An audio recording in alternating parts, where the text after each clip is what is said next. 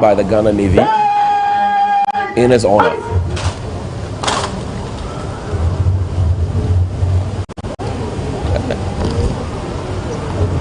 And mind you, the Speaker of Parliament, Martin, had told the President not to be late on this occasion. You know, usually it's advertised that the President would arrive at 10 a.m., but sometimes he arrived later.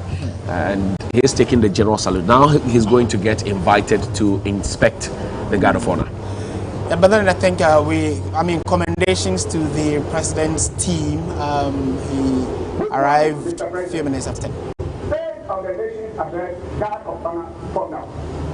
4 officers, 96 rank and power, with the Ghana Navy Regimental Band on bridge. Ready for evacuation. Naval Lieutenant Nana Kwesi Owusu, PAC, reporting, Mr. President.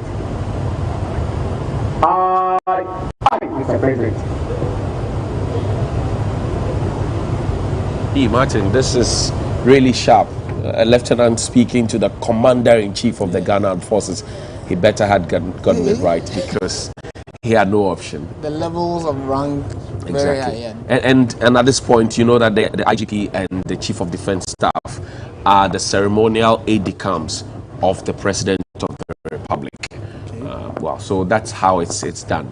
They are the ceremonial aide-de-camp. The President does not hold any public ceremony like this without them. They have to be there too. So he's inspecting the Guard of Honor now. And interesting that he's spot on. One other president who's been, I think that in the first year of the president's rule in 2017 all through, he used to be very punctual. Yes. I don't know what changed along the line. Yes, and then again, it goes back to my earlier submission, which is that I think the advice by the Speaker that they should get in at 10, or the President should get in at 10, or not later than that, has been heeded too. So he got there. In fact, he got there moments before 10. And we also saw the Speaker and the leadership of Parliament getting in around 9:45 thereabout. So the President is on time, which gives the impression that if everything we are going to be talking about is anything to go by, we are likely to have quite a straightforward presentation, and then the reactions thereof would also come. And the leadership of Parliament, we saw them walking out because they would have to meet the President at the foyer and then usher him into the chamber of the House. So, well, these are live pictures on your screens. The President is inspecting the Guard of Honor mounted by the the Ghana Navy. The Ghana Navy, right, with their naval regimental band. But it's instructive to also mention that the President will have to be ushered in, because technically the President, the Chief Justice, and everybody else are visitors to Parliament. Right. So once they get there, they have to be properly welcomed. But the inspection has been done. The Guard of Honor parade has been done. The Lieutenant would have to go and report to him and ask for his blessing to dismiss the...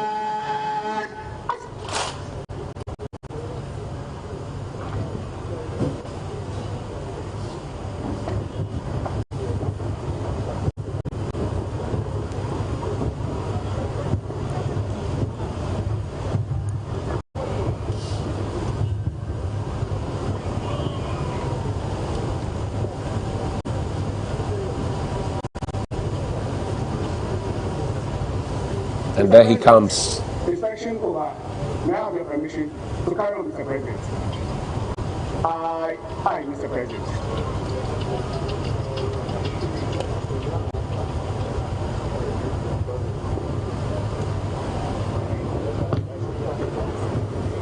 And you know, Martin, for some good reason, the naval officers do not bank like you would find the Air Force and the Army do, because it is feared that once they do that, they may be sinking the ship, and sometimes they would have their parades on, you know, the ship, so they do not have to bank. But that ceremony has been done. The president now will go into the chamber, and he will be welcomed. We'll go into the foyer first of all. Will be welcomed by the Speaker of Parliament.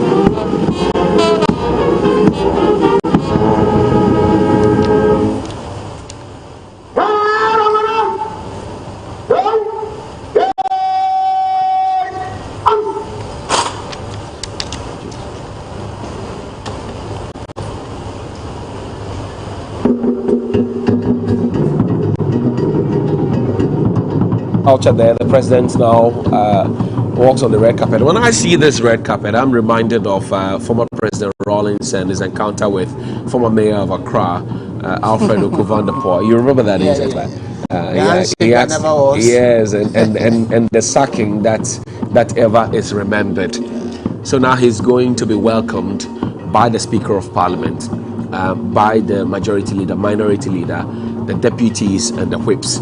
They would have to welcome him into the chambers, the leadership of the House, because it's important that they do. He is regarded, even though he's the father of the land, he's regarded as a visitor to the August House of Parliament.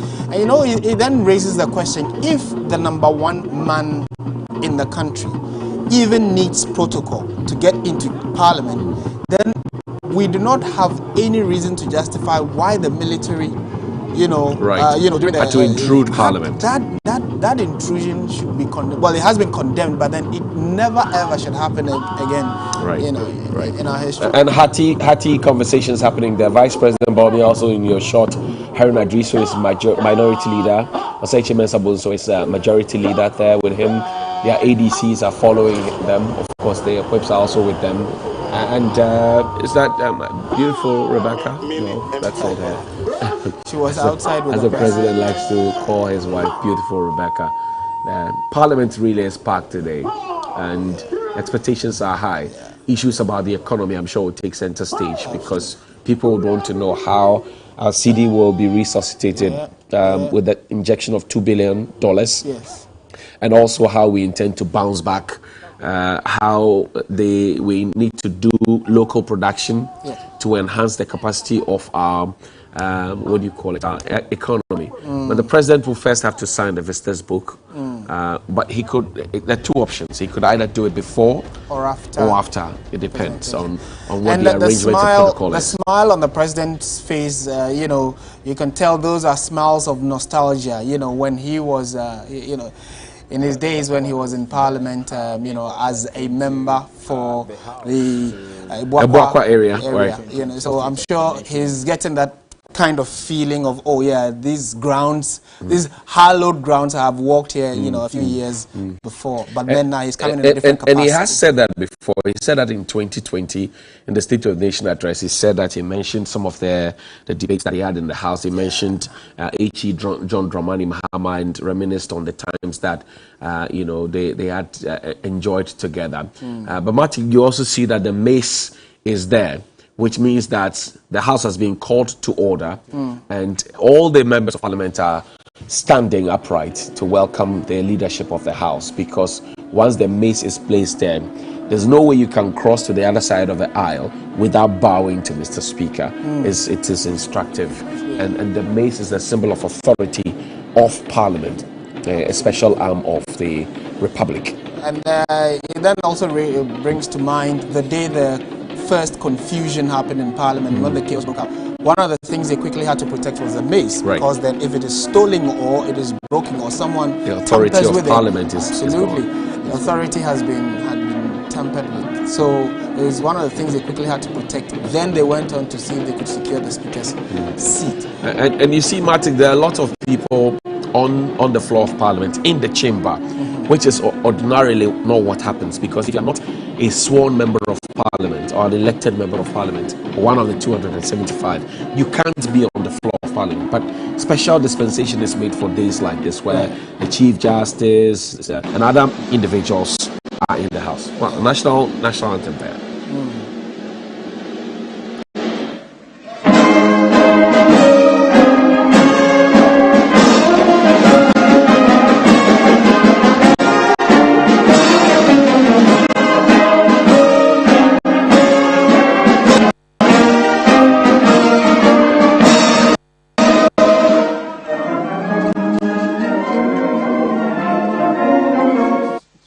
Us.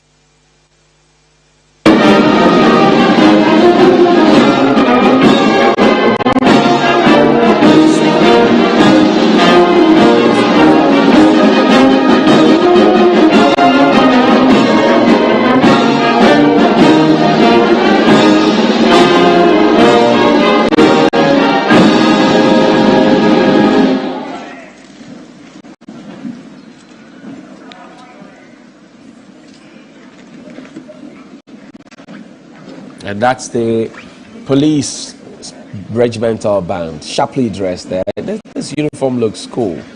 This look cool and completely new. So the president is seated. The Speaker of Parliament will now take his place, and I would have to invite him to deliver the message of the State of the Nation. I'm sure he will go first to the leadership of the House to get indication from them. Right Honourable Speaker Alban Bagbin. Interestingly, today he's wearing a suit and a tie. I thought that the Speaker had indicated that he was going to do local traditional stuff. Yes.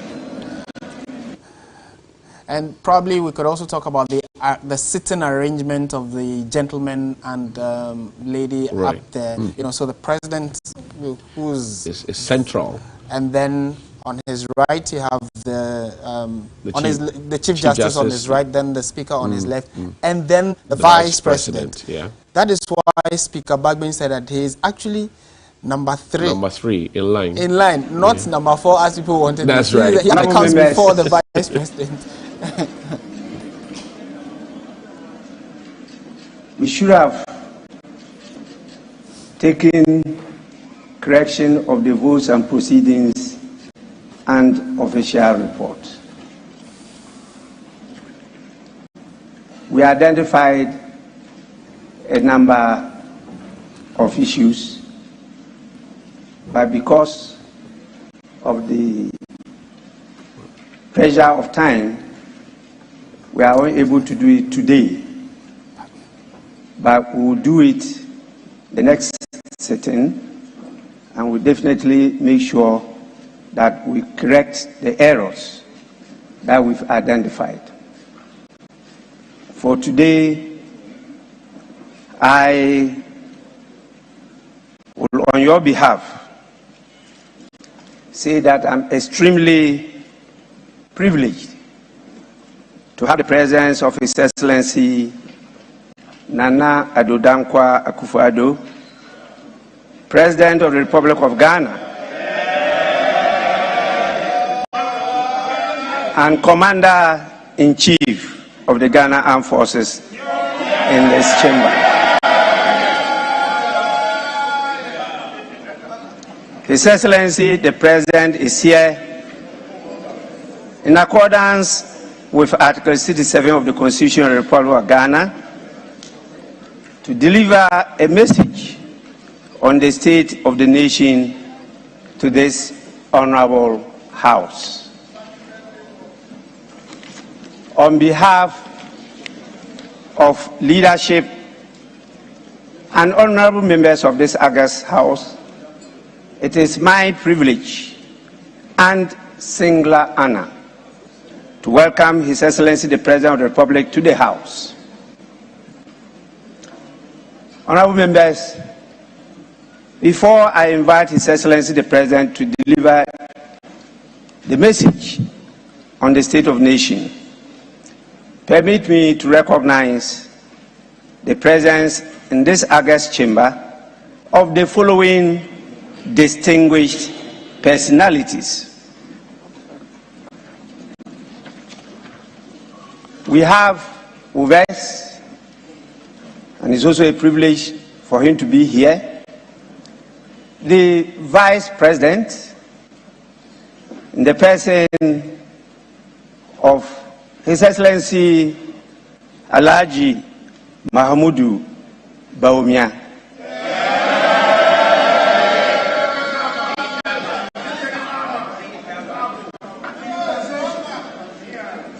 We have His Lordship the Chief Justice, the Law Lords, the Chief in charge of all the Law Lords in this country.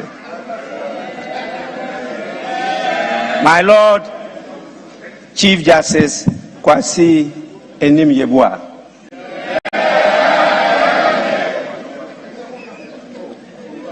We also have the presence of our First Lady,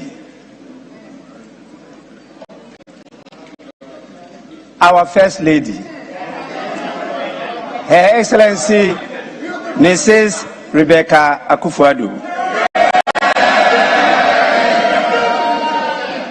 And we have the spouse of His Excellency the Vice President, you know, the person of His Excellency Mrs. Samira Bawumia.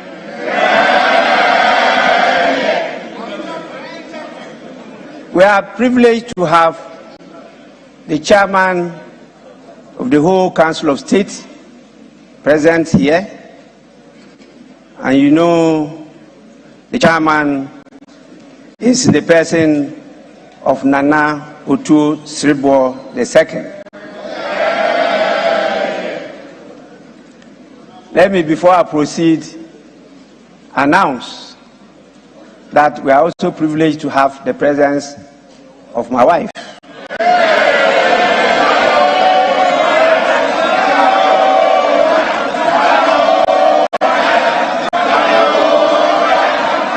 The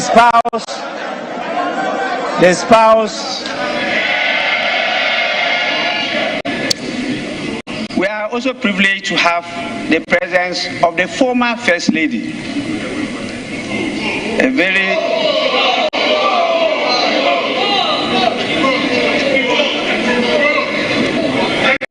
yes, she has been a very bold lady,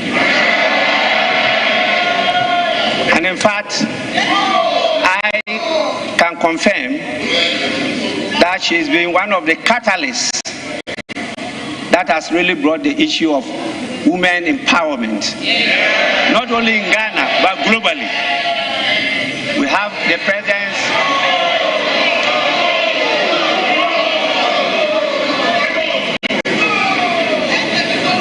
the presence of Her Excellency Nana Konadu Ajiman Rawlings. And we have the presence of the chairman of the party in government, the New Patriotic Party, in the presence here.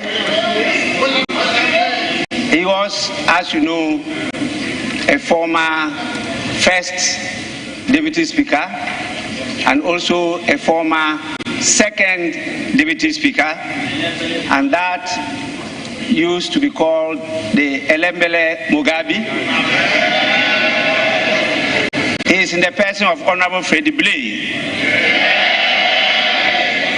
And we have the General Secretary of the party in power, the New Patriotic Party, in the person, quite a young man, John Boedu.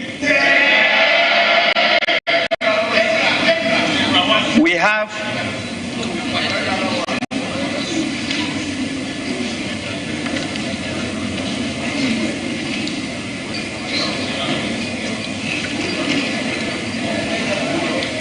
honorable members, my attention has just been drawn that we have with us the whole chief of staff.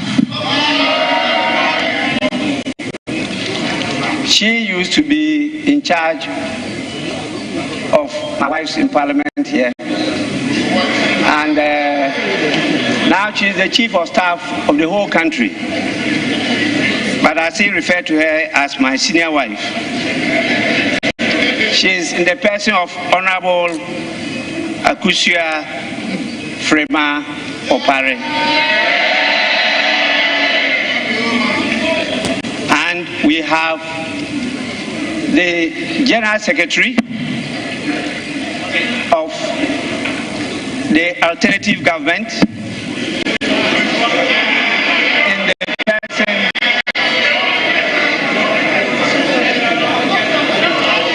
the National Democratic Congress, the General of all generals.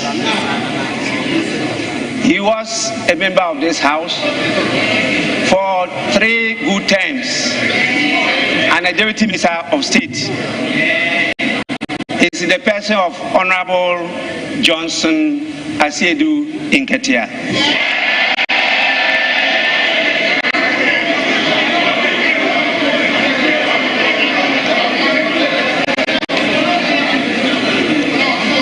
With all this galaxy of important men and women, statesmen, definitely my expectation is that the dignity of this house, the majesty and aura of this house will be enhanced. It's with this I now have the greatest pleasure in inviting His Excellency the President to deliver his message. Your Excellency, you may now deliver your message.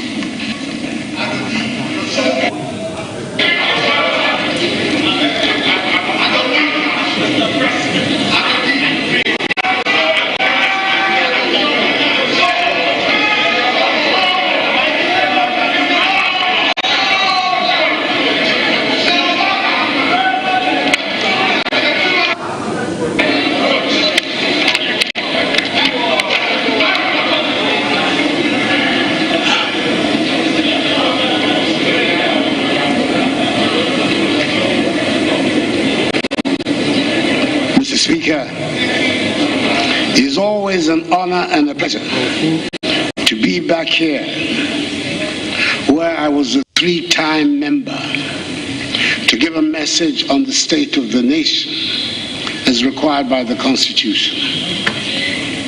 Mr. Speaker, I hope you forgive me if I begin by asking members of the House to join me to salute the management, technical and playing teams of the Black Stars.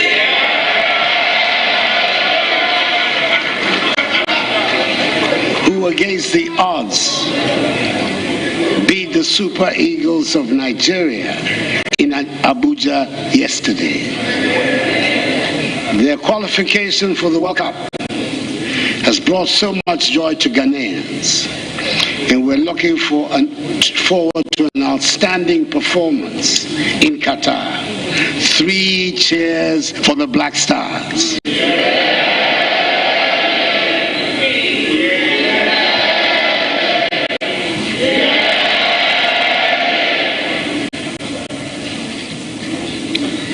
In accordance with protocol and convention, it is good to see that First Lady Rebecca Akufo-Addo, Vice President Muhammadu Bawumia, Second Lady Samira Bawumia, spouse of Mr. Speaker, Madam Alice Ajua Jonas, Chief Justice Anini Yeboah, and Justices of the Supreme Court, the Chairperson Nana Uto-Sribo II, and members of the Council of State, Chief of Defense Staff, Vice Admiral Seth Amwama, Inspector General of Police, Dr. George Okufu-Dampare, and service chiefs are all present.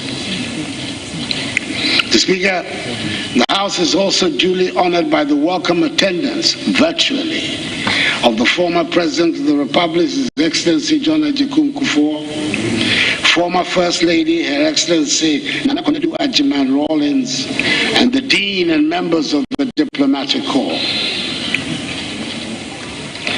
Mr. Speaker, from my vantage point as President of the Republic, from the focus point as head of government, from the enviable position of a husband, a father, and a grandfather, I know that there's a general sense of anxiety in our nation at the moment.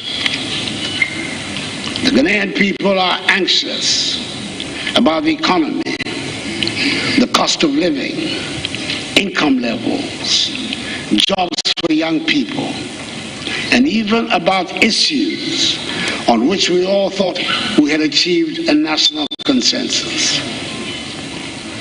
When some amongst us are raising questions about the certainties on which we are building the state, it is not surprising that worries about the stability of the government would become cause for heightened tension in the nation. Mr. Speaker, 2 years ago to the day, we were in the midst of a lockdown in the main metropolitan centers of our country.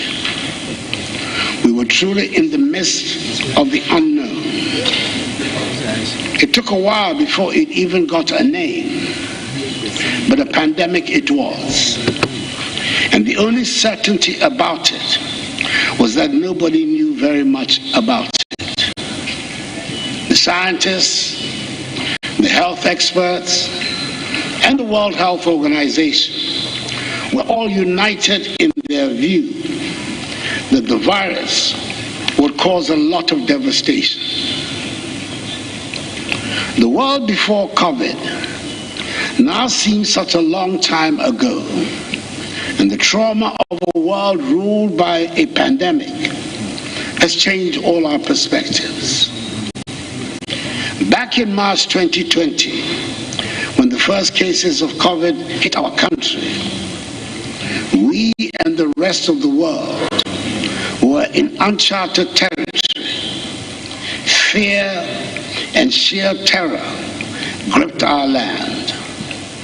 Probably to future generations, it will look quite obvious what should have been done. But 2 years ago, it felt like we had fallen into a dark, malicious, and terrifying abyss. We could not have been prepared for the catastrophe that hit us. Even the richest economies with the most sophisticated structures were unprepared.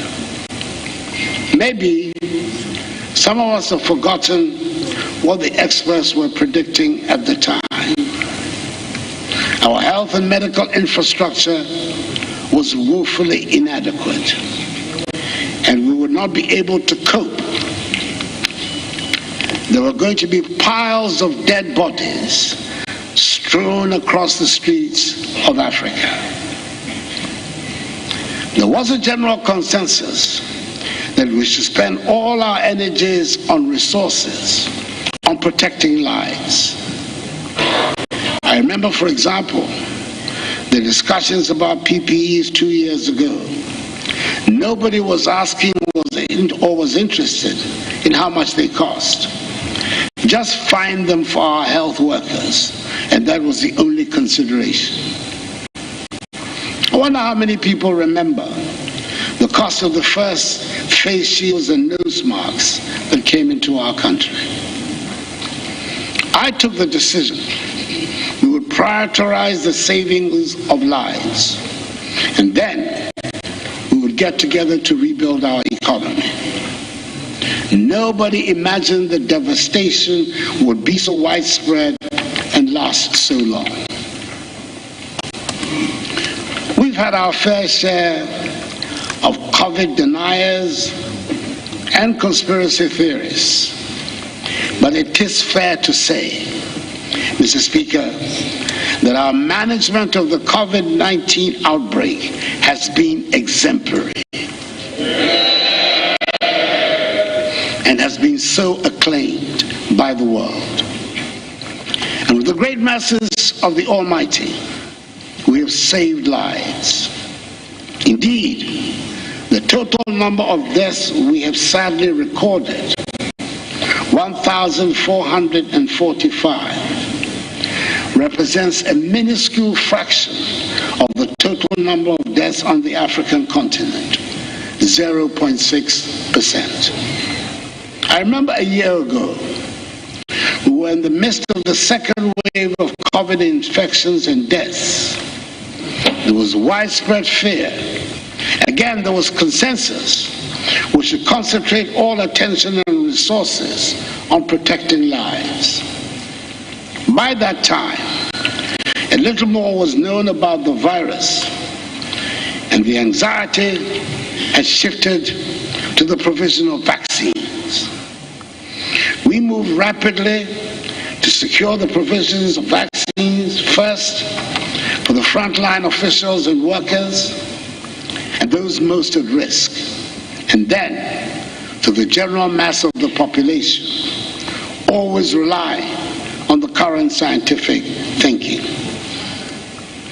We had to learn some very hard lessons, and our belief in the need for self-sufficiency was reinforced when vaccine nationalism was played out blatantly by the rich and powerful countries. Mr. Speaker, the Presidential Vaccine Manufacturing Committee, which I set up to respond to this obvious deficiency, has put in place a comprehensive strategy for domestic vaccine production and the establishment of a National Vaccine Institute to implement the strategy, which will enable us to begin the first phase of commercial production in January 2024. A bill will shortly be brought to you in this House for your support and approval for the establishment of the National Vaccine Institute. This pandemic exposed other shortcomings of our country, which have undoubtedly contributed to the anxieties that have befallen the nation. Agenda 111 was born out of this necessity to address some of these shortcomings. At the normal rate of growth, we're not likely to make up the deficit in our health facilities infrastructure for a very long time. Hence the need for a special dedicated program of infrastructural development. We are undertaking the construction of 101 entities, which comprise standard 100-bed district hospitals for 101 districts without hospitals, with accommodation for doctors and nurses. 6 new regional hospitals for each of the 6 new regions. The rehabilitation of the Efia Nkwanta Hospital in the Western region. 1 new regional hospital for the Western region. And 3 psychiatric hospitals for each of the 3 zones of the country, that is North, Middle, and Coastal. It is an ambitious project which must and will be done, and which will create some 33,900 jobs for construction workers, and on completion, some 34,300 jobs for health workers. Mr. Speaker, I have to report, like all major construction projects, it is evident that the initial schedule we gave for the completion of Agenda 111 was overly ambitious. Identifying suitable sites around the country, for example, has turned out to be even more problematic than had been anticipated. I am now able to say that a great deal of the preparatory work has now been completed, and work has started at 87 of the 111 sites. I've been assured that preliminary work on the remaining 24 sites is ongoing. We have every intention of seeing this project through to a successful end, which will enable me to commission all 111 hospitals before I leave office on 7th January 2025. Mr. Speaker, we have saved lives and fared much better than we had feared and the experts predicted. But the consequences of lockdowns, border and business closures, and unplanned expenditures have combined to have a devastating impact on our economy.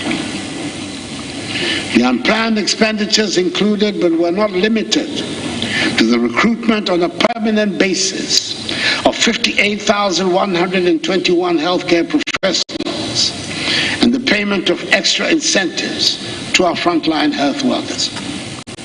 It took an unbudgeted 1.9 billion cedis to ensure that our children and teaching staff went back and stayed in school safely. Some, including regrettably a few in this honorable house, went as far as to accuse the government of trying to kill Ghanaian children when we introduced the controlled school reopenings. I might add here that in some countries, school closures have lasted for 20 months and children are only now going back to school. Our children did not lose a single academic year. We provided nearly 5 million households and over 10 million people with electricity and water subsidies at the time they were most needed. In all, data from the Ministry of Finance tells us that an amount of 17.7 billion cedis, 4.6% of GDP, has been spent in containing the pandemic since 2020. Mr. Speaker, the NPP government came into office with a plan to build a resilient economy and set us on the path to prosperity. We were on course, and our performance between 2017 and the beginning of 2020 demonstrates we're making rapid progress. Indeed, in 2017, 2018, and 2019, we recorded average annual GDP growth rates of 7%, making us one of the fastest growing economies in the world. We grew the economy from the cedi equivalent of 54 billion United States dollars at the end of 2016 to the cedi equivalent of 72 billion United States dollars in 2020, a 33% increase. Then COVID arrived. This is not something that anyone could have planned for, and the consequences are there for us all to see around the world. The big and established economies of the world have been knocked off their planned trajectory. Countries where budget deficits were unknown and prohibited by law suddenly had to accept huge deficits to underwrite social cohesion. The economic devastation of COVID has since the beginning of this year been further aggravated by the Russian invasion of Ukraine, which has worsened the economic outlook of the entire world. We in Ghana have not escaped this development, and the consequences are being felt in rising living costs at our markets and at fuel stations. The terrible events in Ukraine have a direct impact on our lives here in Ghana. Mr. Speaker, 30% of our wheat flour and fertilizer imports come from Russia. 60% of iron rods and other metal sheets are imported from the Ukraine. And almost 20% of Ghana's manganese is shipped to the Ukraine. The bombs might be dropping on cities half a world away, but they are hitting our pockets here in Ghana. Even so, we have managed to ensure that fuel supplies have not been disrupted, unlike in several other parts of the world. Last week, the Minister for Finance spelled out in detail to the country the economic and fiscal difficulties we face, and the raft of measures we're introducing to bring relief and restore us to economic growth. The measures that have been announced by the Minister for Finance are meant to demonstrate that we are aware that we are in difficult times and we are addressing the situation. The belt-tightening measures being set for members of the executive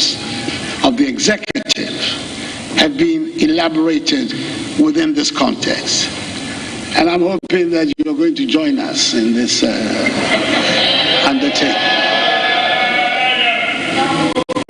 This government remains alive to its responsibilities to the Ghanaian people. The difficulties of the time notwithstanding, we intend to continue to grow this economy and bring prosperity. That will only happen when we continue to invest in the future. Our children will continue to be educated and be equipped to run a modern and digitalized economy. The free SHS and free TVET are the best vehicles we have devised to take us to the realization of our goal of an educated and skilled workforce. The computerized school placement system is currently ongoing, and the latest batch of JHS students will soon embark on their free SHS and free TVET education. The TVET institutions are being upgraded and equipped to enable them train the increased numbers of children that we want to be attracted to that sector to meet the modern needs of our economy. This year, I'll be commissioning some of the 34 refurbished National Vocational and Technical Institutes, NVTIs, across the country. The refurbishment comprises the construction, rehabilitation, and equipment of laboratories, workshops, additional classrooms, hostels, and administrative offices. Within the next few months, the construction of 5 technical colleges will begin in various parts of the country. 3 technical institutes will be upgraded to tertiary status. The initial phase for the construction of 9 TVET campuses will commence next month in Bosumtwe, Achimewisa, Boakon, Kenyase, Patuda, Dambai, Larabanga, Guabuliga, and Tolibri. These campuses will have academic facilities, workshops, laboratories, hostels, and staff accommodation, and provide access for training. Government is in the process of securing financing for the construction of 5 STEM universities in 5 new regions. That is Western North, Savannah, Northeast, Ahafo, and Otibitas. Steps are being taken to turn the planned Bunso campus of the University of Environment and Sustainable Development into a standalone independent university focused on the study of engineering. Construction of this campus is set to begin within the next 3 months. Mr. Speaker, there is great potential for our people in the creative arts, fashion, and film industry. We want to unleash the creativity, enterprise, and innovation of our youth by giving them education and skills training in the creative arts. The Creative Arts Senior High School in Kwadaso in Kumasi, whose construction is currently 70% complete, will serve as a beacon for many young and talented people seeking a fulfilling career in this field. Mr. Speaker, I recall with nostalgia The end of year 2019, just before the onset of COVID, when the world came to Ghana in that December to remember. And we were the happy place to be at the end of our year of return. Ghana continues to lead the push for African renaissance through the decade-long Beyond the Return project. The December in Ghana component of this project has positioned Ghana as the destination to visit every December. Last year, the country recorded some 623,523 visitors, up from the 355,108 visitors the year before, signifying a marked rebound of our tourism sector. We should recapture those glorious moments and build on them as we work hard to reclaim what we lost to the COVID years. Government is therefore undertaking a comprehensive renovation and modernization of tourist attractions across the country, such as the Cape Coast and Elmina Castles, Kwame Nkrumah Memorial Park, which will enable us to position Ghana as the preferred tourism destination in West Africa. Speaker, government is determined to make our country the place where hard work pays good dividends. We made substantial investments in the agriculture sector. For example, because we recognize this is where a substantial number of our people make a living. The successes of the program for planting for food and jobs have transformed the lives of many farmers around the country. I'm glad to announce that the Tono irrigation dam has been fully rehabilitated and is back to life and fully operational and is serving the needs of many farmers in the areas around them. The result of significant investment by my government in the Ghana Commercial Agriculture Project has resulted in the availability of a total of 13,190 hectares of additional irrigable land through the rehabilitation of Tono, Pong, Left Bank, and Pong irrigation schemes for rice and vegetable cultivation. Immediate benefits arising from the scheme include improved rice yields, increasing from 4.5 tons per hectare to 5.5 tons per hectare, leading to increased production and growth in farm incomes.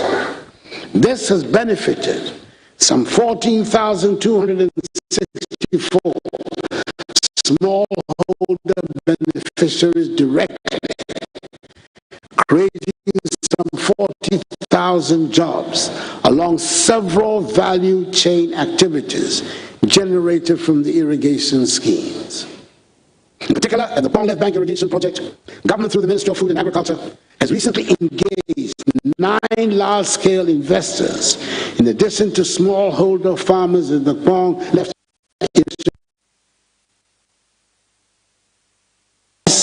maize and vegetables on 1,300 hectares, using modern production technologies to achieve improved productivity and production within the next 3 months. Government has also invested in the vegetable sector through the Ghana Peri-Urban Vegetable Value Chain Project. We provided irrigation infrastructure covering a total of 541 hectares, which directly impacts vegetable farmers in the greater Accra region. In addition to these farmers, we've also provided inputs and technical support to vegetable farmers at Hikpo in the Volta region and Asokwa in the Ashanti region. The project has provided off-taker arrangements for both domestic and international markets. The construction of 80 warehouses with a combined storage capacity of 80,000 metric tons has been completed, and their entry into the food production chain is offering better protection to the harvests of farmers. There is no doubt that for the vigorous interventions we have made in agriculture in the past 5 years, which have made us more self-reliant in our food needs, our country would have been at much greater risk as the fallout from the dramatic worldwide increases in freight charges hit prices in our markets and on our supermarket shelves. Mr. Speaker, the cocoa industry has marked a lot of interesting, far-reaching achievements this past year, including producing 1,047,385 tons, the highest ever recorded in Ghana's history. Together with our counterparts in Côte d'Ivoire, we have addressed the inequalities in the international marketing system of cocoa by paying a living income differential of 400 United States dollars per ton of cocoa to our farmers. This is a remarkable initiative that cushions the income of the Ghanaian cocoa farmer, the backbone of our economy. I want to draw attention to one other innovation in the industry that appears to be a small item. A non-adjustable electronic weighing scale has been introduced for the purchase of cocoa from our cocoa farmers. This scale, which was introduced at the start of the cocoa season in October, has been approved by the Ghana Standards Authority. It cannot be tampered with by purchasers. Not many people outside the cocoa industry will realize the significance of the introduction of this little bit of technology. But it brings to an end one of the main sources of distrust between cocoa farmers and officialdom. The age-old belief and suspicion that cocoa farmers are being cheated by tampering with the weighing machines has come to an end. The same use of technology to attract more young people into agriculture is continuing with the training of 537 youth in the production of high-value vegetables using greenhouse technology. 190 of them have been on an 11-month internship in Israel, and they are back with a lot of enthusiasm. We are expecting great things from them. Indeed, Mr. Speaker, we're expecting greater things from the greater use of technology and the digitalization of our economy as a whole. I'm happy to report that the National Identification Card, the Ghana card, has finally been integrated into our everyday lives as a cradle-to-grave necessity. Never again will it be that someone born in this country will live a full life, die and be buried without any record of his or her existence. The operations of the birth and death registry are finally being digitized to make sure the documents issued from that department are accorded the respect they should have. Every child born in this country will be registered, and the date of birth registered will remain your date of birth throughout your life.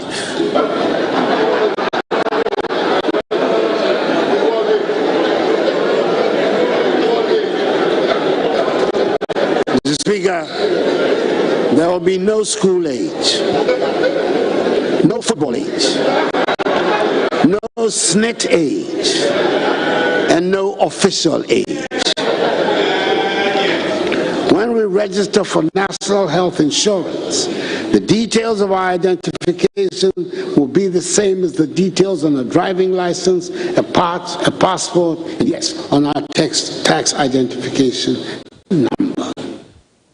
Today, we all have addresses at which we can be identified, even if we live, unfortunately, for the time being, in a chaos.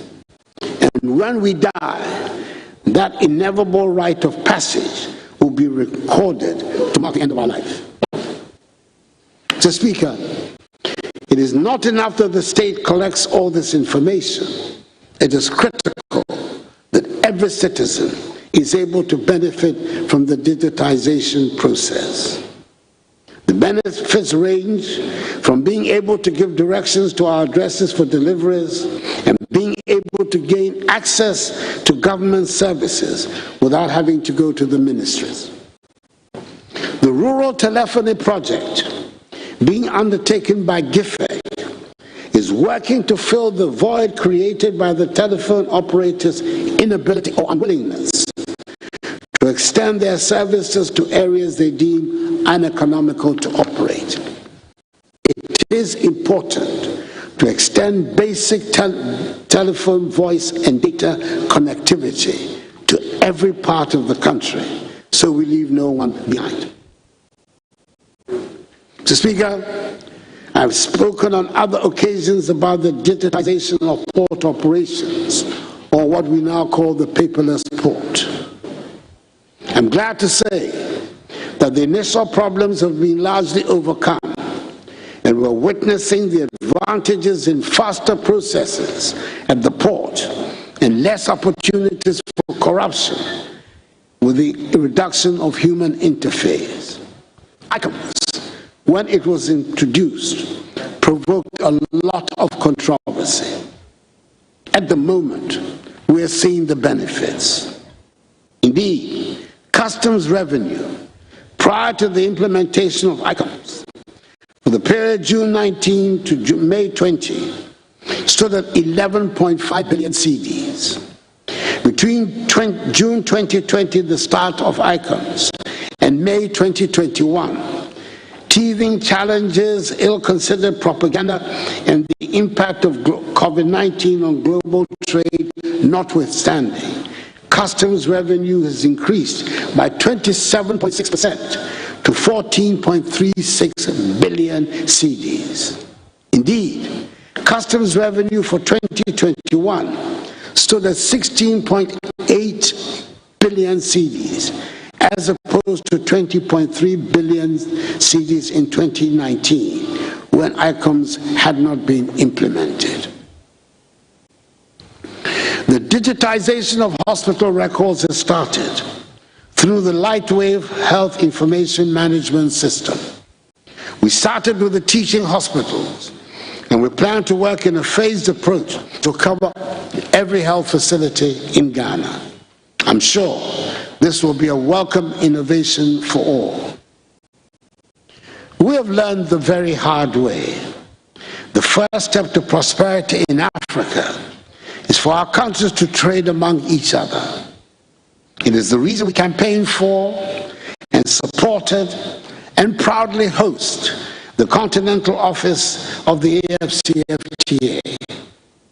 Trading under the African Continental Free Trade Agreement officially commenced on 1st January 2021, and Ghana was the first country in Africa to establish custom procedure codes to facilitate trading under the AFCFTA.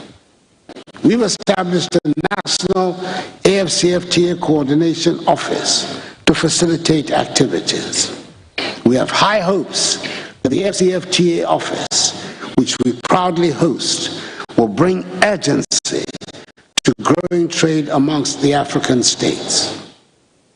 Possibly, and probably, the most significant steps towards making this African trade possible was taken in Accra a few weeks ago with the launch of PAPS, the Pan-African Payment and Settlement System.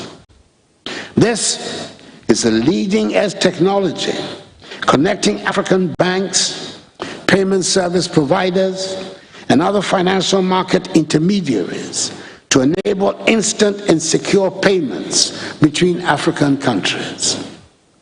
It means a trader in Ghana can order supplies in Kenya with cedis and buy it in Kenyan shillings and not have to go through dollars or euros or pounds sterling.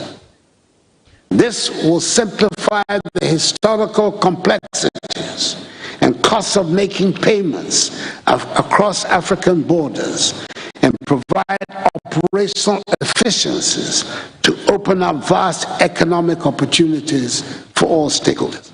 It means we have a simplified process that reduces the costs and complexities of foreign exchange for cross-border transactions between African markets and enables innovation in cross-border trade and access to new African markets. Mr. Speaker, if we campaign so hard for the opening up of trading among African states, we had better have something to sell. I'm glad to report that despite the adverse effects of the COVID-19 pandemic on firm-level production and productivity, as well as the disruption in global supply chains, the manufacturing subsector showed significant recovery last year.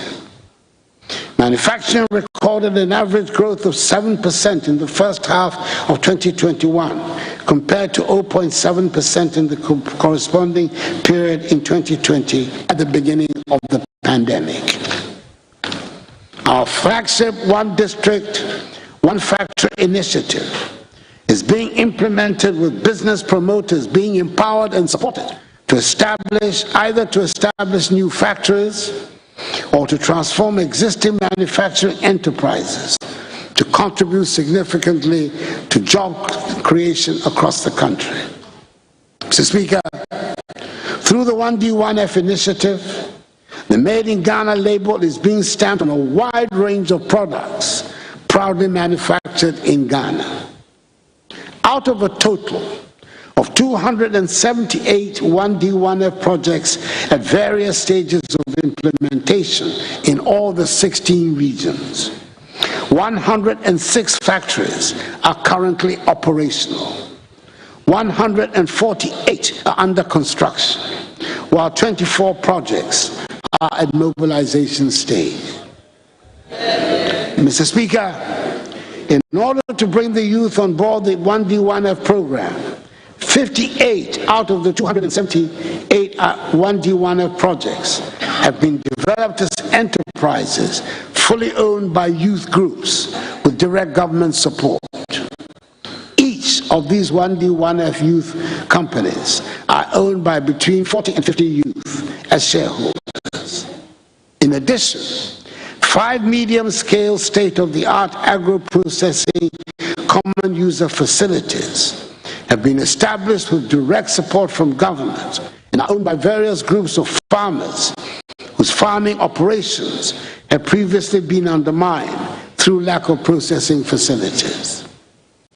These farmer-owned companies have been established in 5 districts, namely Doma West, Savalugu, Sefia Kontombra, Setra Central, and Takwa in Swayem. They cover oil processing, rice milling, and the processing of maize into maize grits. Mr. Speaker, quite a number of global vehicle manufacturing companies have set up assembly plants here in our country and started producing vehicles for our market and for the West African market.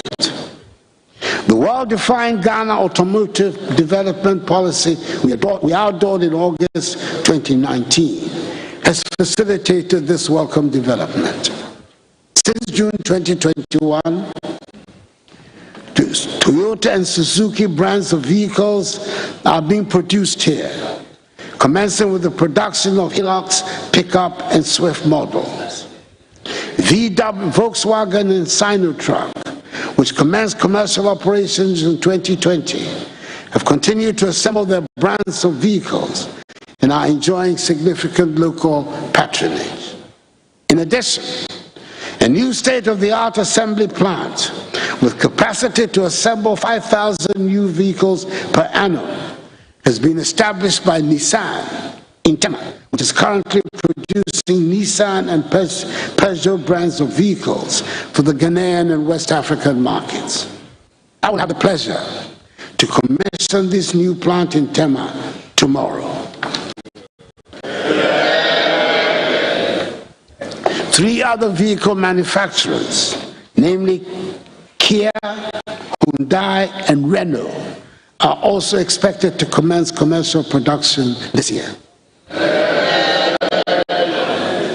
Our national iconic automobile brand, the Kantanka brand, produced by Kantanka Automobile Company Limited, also stepped up production of its made-in-Ghana vehicles, which include Nkunimdie SUV, Mama pickup, Onate 4x4 pickup, Otum 4 SUV, and K71 small SUV models. Now that the Minister for Finance has announced an embargo on the importation of 4x4 vehicles for official use, I hope the local assembly plants will take full advantage of the opportunity, especially since government is continuing with its policy of giving first priority to locally assembled vehicles in respect of all publicly financed procurement of vehicles. Mr. Speaker, we have proof beyond the education, agriculture, and manufacturing sectors to show that we have been using state revenue to expand infrastructure across other sectors and improve lives. For the first time in our history, we are doing something about the infrastructure needs of the judiciary on a major scale. A courthouse is an essential element of the architecture of a state dedicated to the promotion of the rule of law. And yet, there are large areas of our country that are not served by any court, and people have to travel long distances to access the services of a court. Unfortunately, as a former Chief Justice once put it, the conditions of most of the court facilities around the country where they exist are not fit for purpose.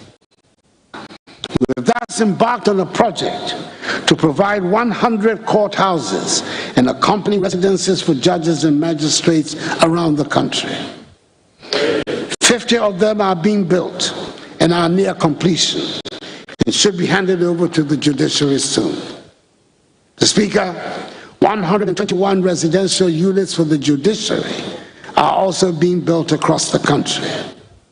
Furthermore, 22 new modern townhouses are being constructed at Denyame in Kumasi to address the accommodation challenges facing Court of Appeal judges assigned to the northern sector.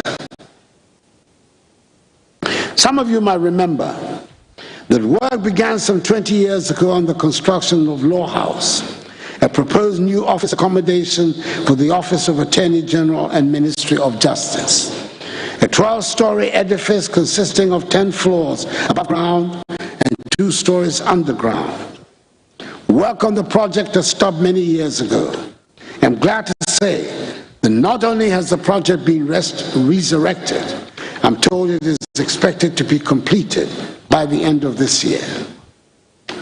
Mr. Speaker, whilst on the subject of law enforcement, the passage of the Right to Information Act, the Witness Protection Act, the amendment of the Criminal Offences Act, and other laws have enhanced significantly the capacity of the state in the fight against corruption.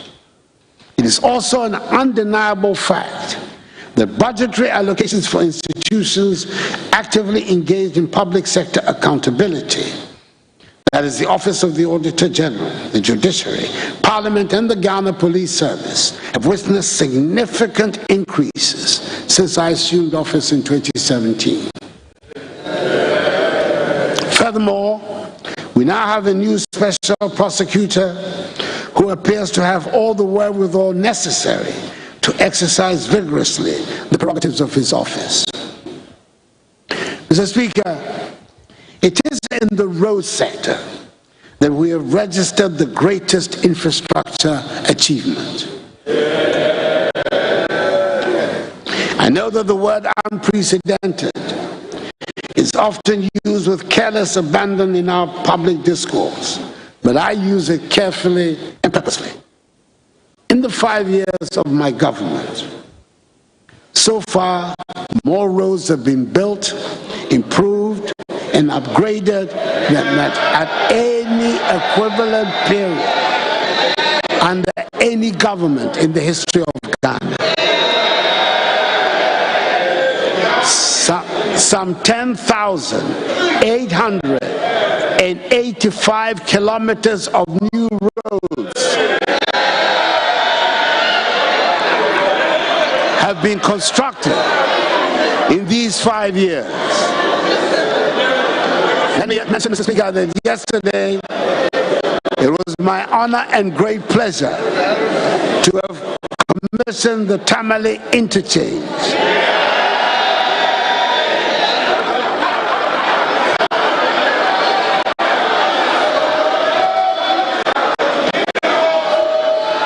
The first such interchange in the northern sector of our country, which the people of Tamale gladly celebrated. I considered it to be a most satisfying birthday present. We intend to continue with the building of roads around the country to accelerate the opening up of our country. Excuse me.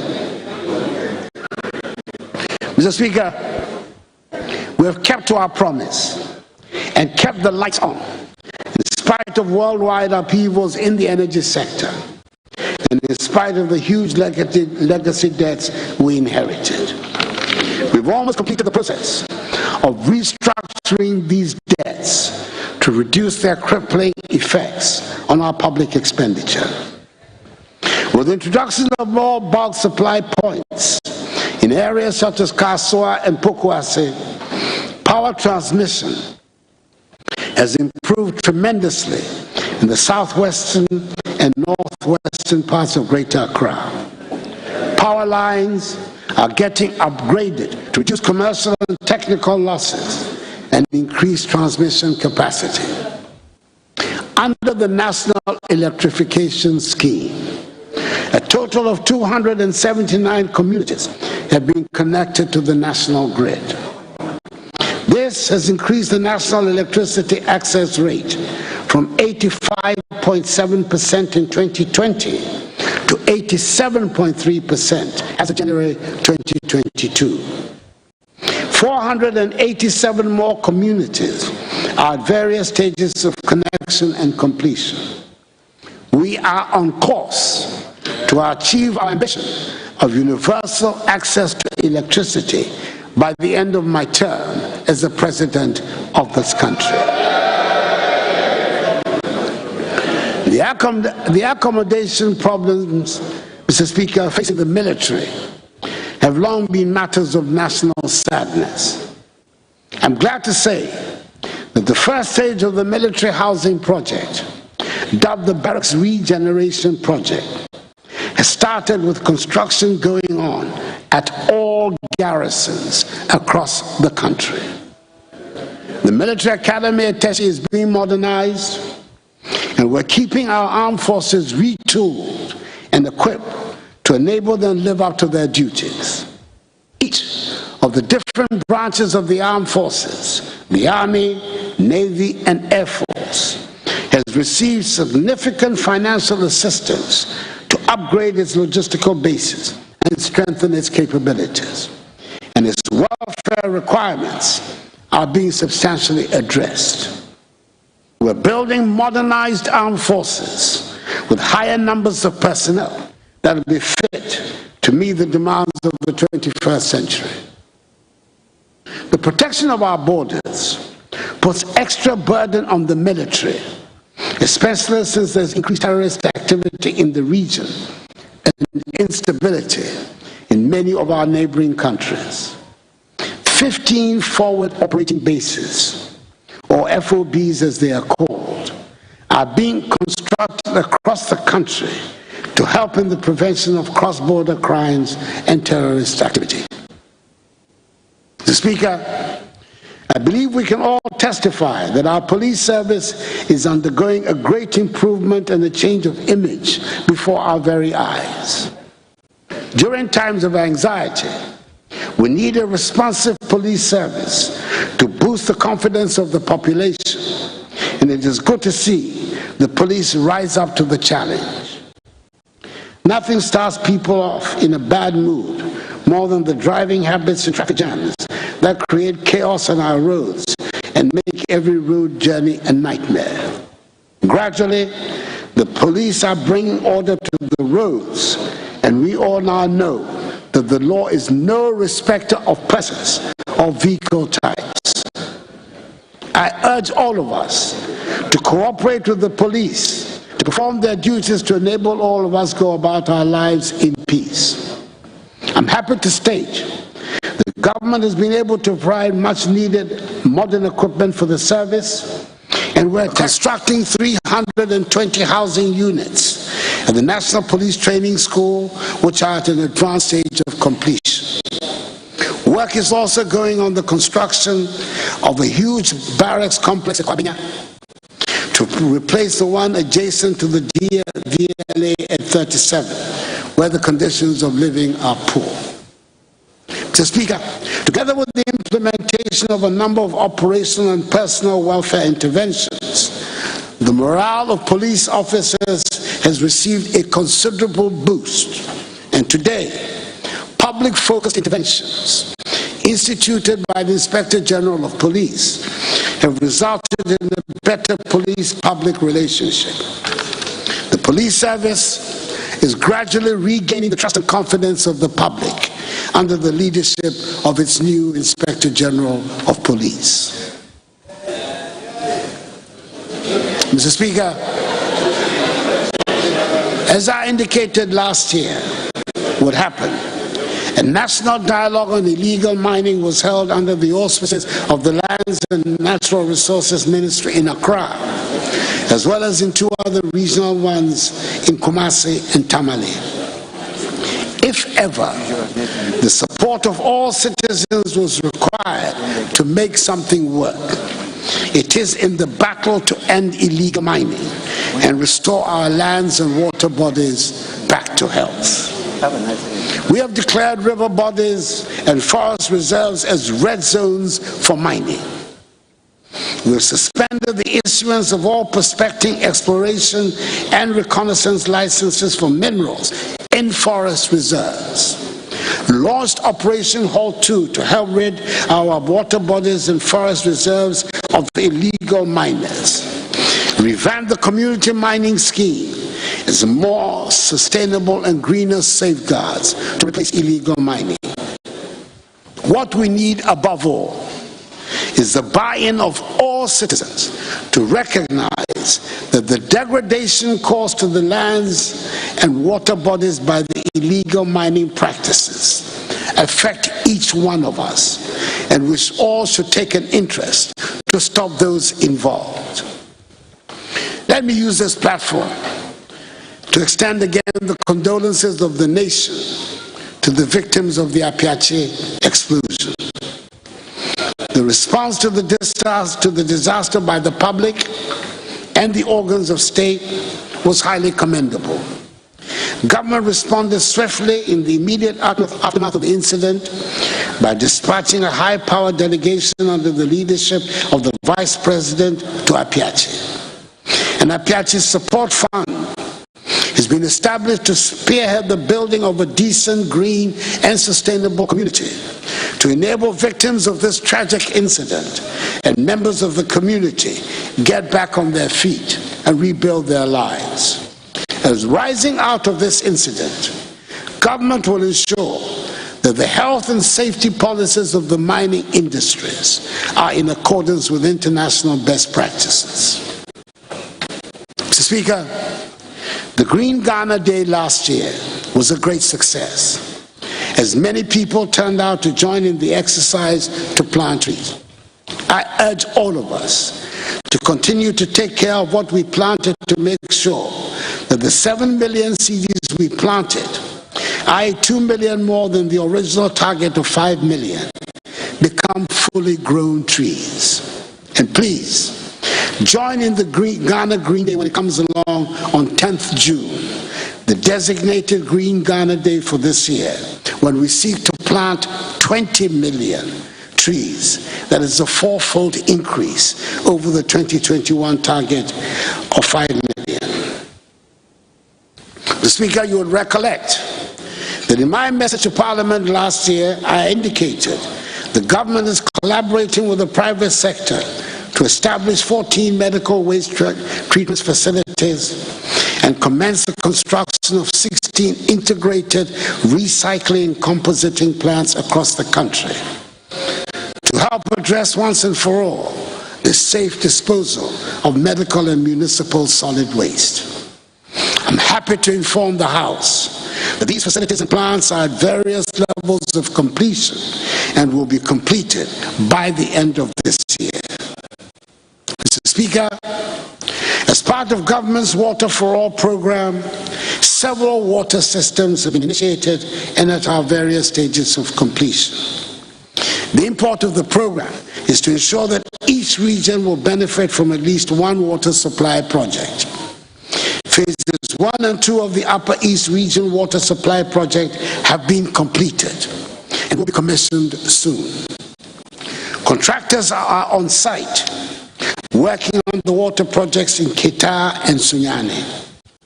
And preparatory works are ongoing on the Yendi, Damango, Tamale, and Sakandi Takradi water projects. Mr. Speaker, towards addressing the housing needs of Ghanaians, government has developed a new affordable housing program, with the state now playing the role of facilitator through the provision of land, infrastructure services, and tax incentives and exemptions to subsidize the cost of construction of the housing units to reduce their prices. In furtherance of this, preparatory works have commenced for the development of 2 designated sites at Pokwase Amasama in the Greater Accra region and Dedesua in the Ashanti region, which are expected to deliver some 12,000 housing units. The long wait for decent and secure accommodation for public servants at the district levels will soon become a thing of the past. Government, through the State Housing Company Limited, has commenced works on the preparation of the district housing program for the construction of rental housing units at the district level for public servants. The pilot phase will be implemented in 16 districts across the 16 regions of the country.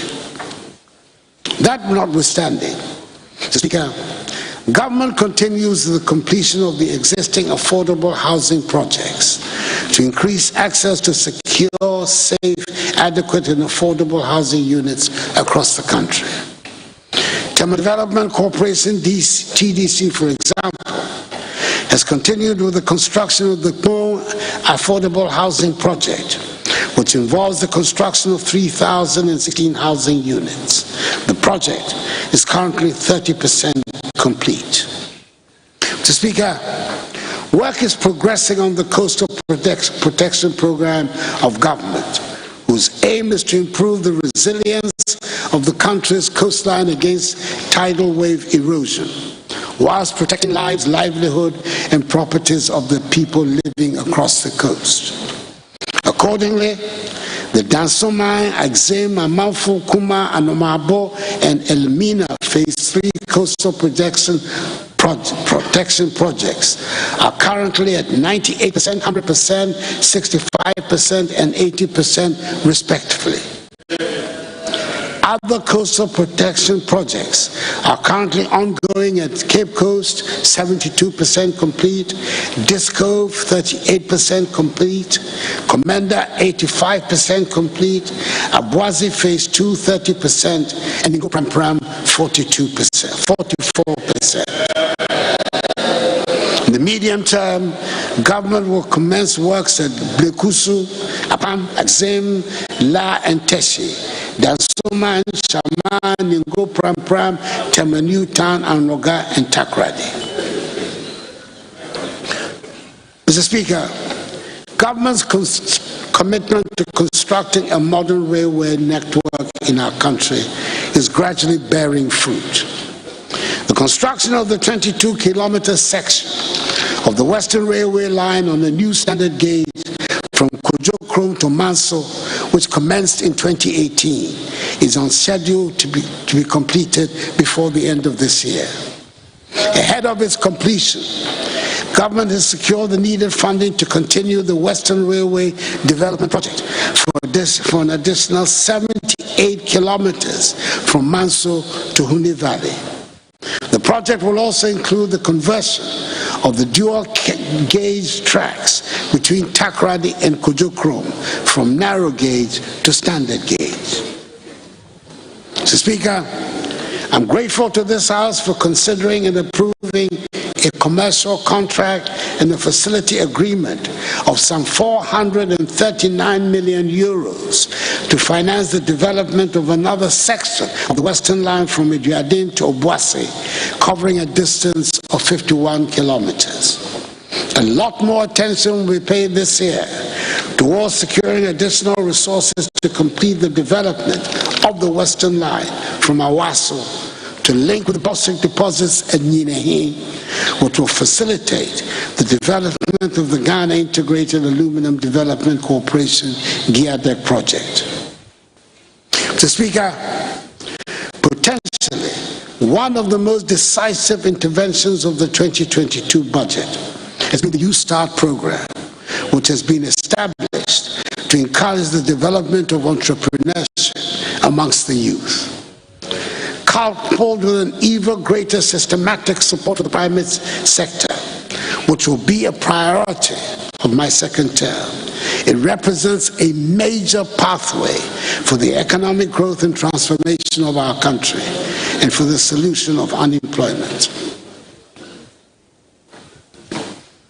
Mr. Speaker, I cannot purport to speak about the state of the nation without addressing some critical governance issues that have featured in recent public discussions. Certain elements have attempted to advocate coup d'etats as the answer to the problems of the nation. We came through a long and tortuous journey to arrive at today's consensus on a multi-party democracy. But the last 29 years of our Fourth Republic have shown that this has been the most productive period since our independence. Both the major political parties of the country, the New Patriotic Party, NPP, and the National Democratic Congress, NDC, have made positive contributions to this development.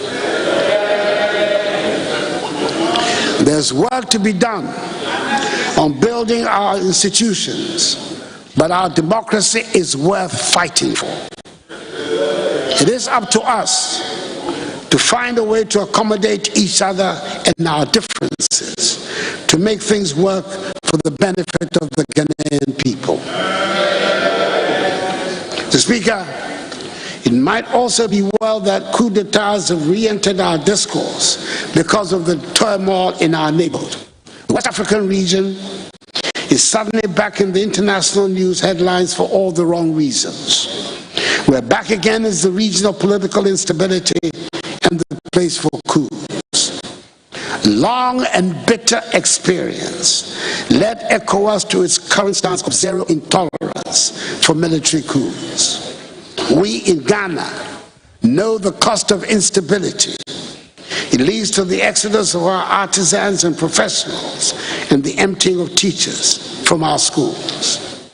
Speaker, today, at every traffic light junction in our big towns and cities, you can see the results of instability in our neighborhood with the influx of refugees into our country. We should be unapologetic about campaigning for stable democratic governments in our region. We do not want to be an island of peace and stability in a region of turmoil. We do not aspire to be prosperous in the midst of want and poverty. We want a stable and prosperous Ghana in a stable and prosperous region. We should use our chairmanship and membership of ECOWAS, our membership of the African Union, our membership of the Commonwealth, our membership of La Francophonie, and our position as a non-permanent member of the UN Security Council to advance these goals.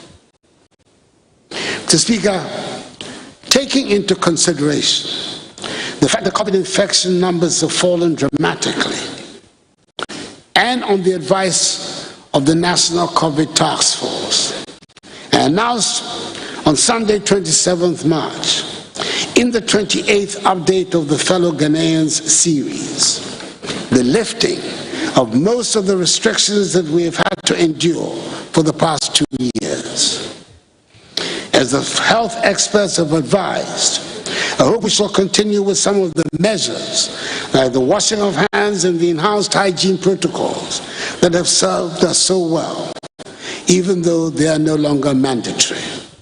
I'm sure we're all very relieved that the wearing of masks is no longer mandatory and we can hug our loved ones. With the lifting of the COVID restrictions, I'm looking forward to renewed energy and enthusiasm as all workplaces reopen at full capacity. Mr. Speaker, despite the protracted and sometimes acrimonious nature of proceedings, I'm happy that the House has finally found it possible to pass the e-levy bill. I believe strongly the levy is going to make a significant contribution to revenue mobilization and the management of the national economy. And I want to thank members of the House for making this possible. Mr. Speaker, there are many problems that we have to overcome to get back to where we ought to be. I need your support. No president, no parliament, no government can undertake this task all by themselves. We need all Ghanaians to pull and push together.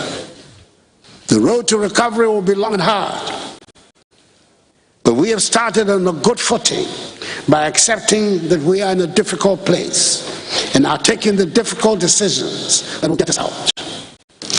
If anyone had ever had any doubts about the need for self-reliance, the point has now been forcibly drilled home to us. The pursuit of the Ghana Beyond Aid agenda is even more compelling now.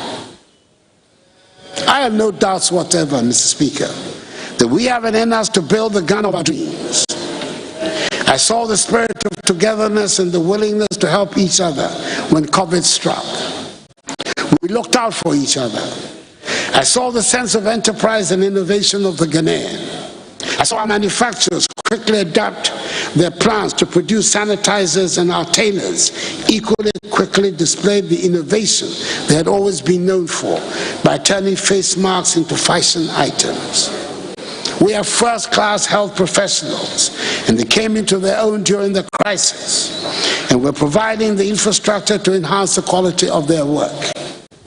We have first-class teachers. They showed it when the pandemic struck and kept our children firmly to their books. The self-confidence of the Ghanaian is well-rooted. Let us, more than ever, hold up our heads high and face the future with courage, hope, and assurance.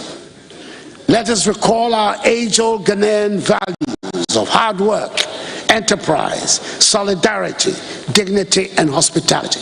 Look around you, believe in Ghana, and be inspired by Ghana. We will bounce back together. The battle is the Lord's. May God bless us all in our homeland Ghana and make her great and strong. Mr. Speaker, I thank you for your attention.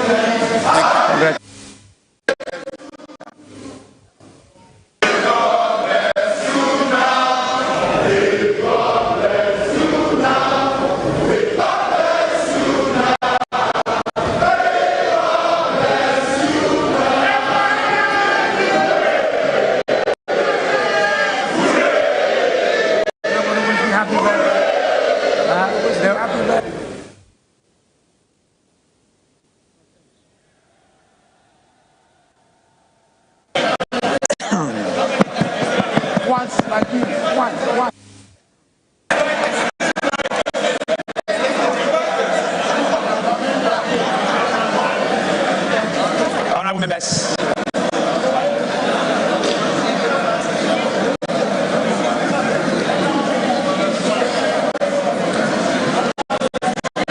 we have heard His Excellency the President. We've also heard the concerns that some of you have raised, and His Excellency has responded to it. I, on behalf of all of you, in accordance with Standing Order 58, wish to convey to His Excellency the President the gratitude of the House.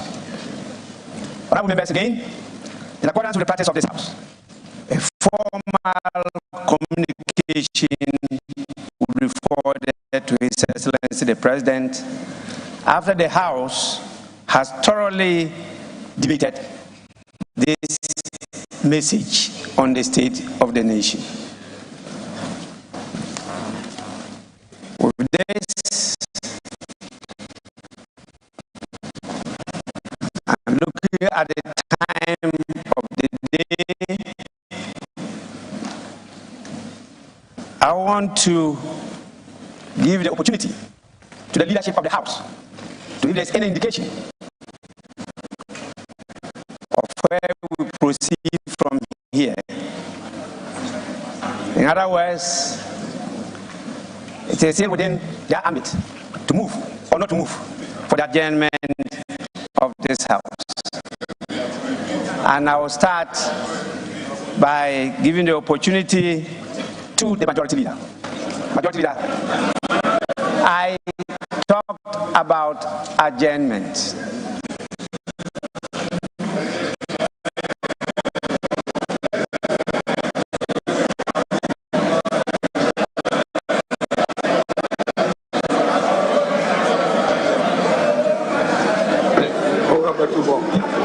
The Speaker, as indicated, just listen to the President deliver the message on the state of the nation. It lasted for 1 hour, 8 minutes. Speaker, given the essence of time, it's intended for us to begin the debate on the message tomorrow. I guess we'll push ourselves to possibly Saturday or so. I said,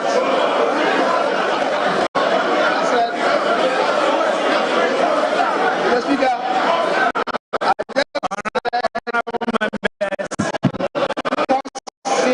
Honorable members, I chose my words advisedly. I said possibly Saturday. The Speaker, if we cannot conclude, honorable members, if we cannot conclude on Saturday, possibly, we'll take it to next week. The day that the Business Committee shall appoint. Mr. Speaker, so in that regard, I want to move that this House is determined to reconvene tomorrow at 10 o'clock. At 10 o'clock. Speaker, I believe, as the President has shared with us, we stand united and in a very transparent reconciliatory and, Mr. Speaker, very transparent and in a patriotic manner debate the statement and move forward as a nation. Mr. Speaker, I thank you and I so move. Just a claim. honorable members, the motion for adjournment has been moved.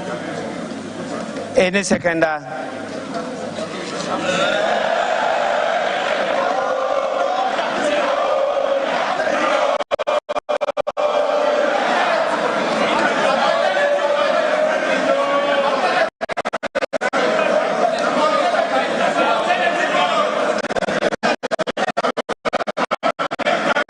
Yes, Minority Leader. Mr. Speaker, we have heard His Excellency President Nana Addo Akufo-Addo. We expected him to deliver the true state of the nation address, which will reflect the growing hardships and suffering of the Ghanaian people.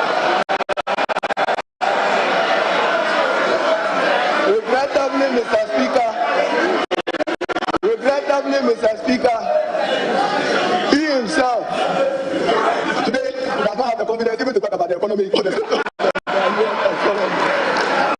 He is continuing with his promises and slogans. But Mr. Speaker, a constitutional imperative. We are prepared and ready to debate them and to prove a credible alternative led by John Dramani Mahama. We will. So, Mr. Speaker,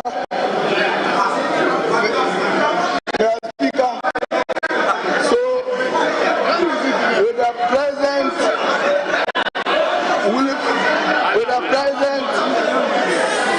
willfully downplaying the hardship reality, I beg to second the motion for adjournment.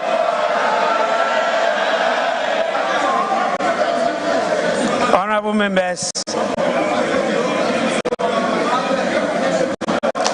Honorable members.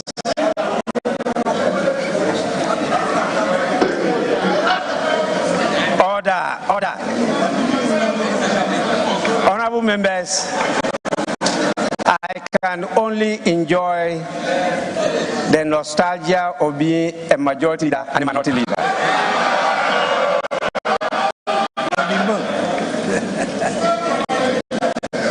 I enjoy the privileges of both. With this, I put the question. Those in favor of adjournment, say aye. Those against, say no.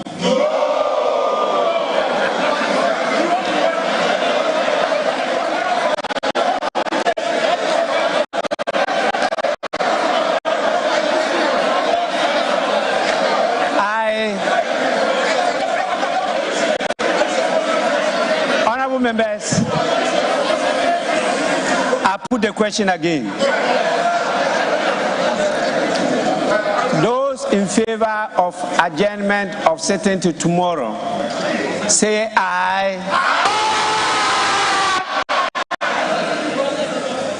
Those against, say no.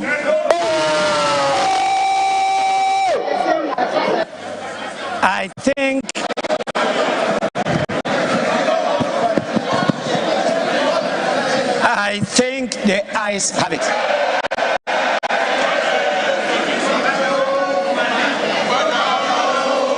The ayes have it.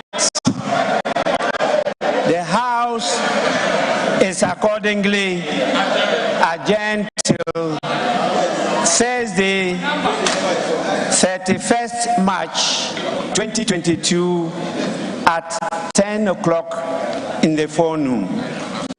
The House is adjourned.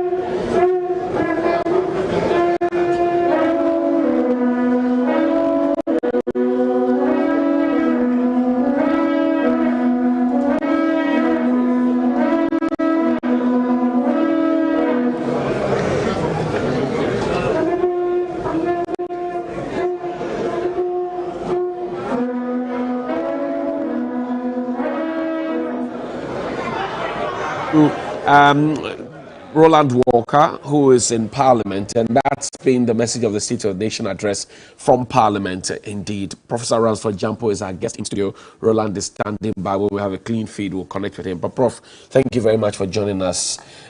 Were your expectations met? Well, it's a constitutional requirement, and so usually presidents of the land since the inception of the Fourth Republic are mandated to present a State of the Nation address to the people of Ghana. Oftentimes you have these presidents touting their achievements more often. I mean, that's what they do.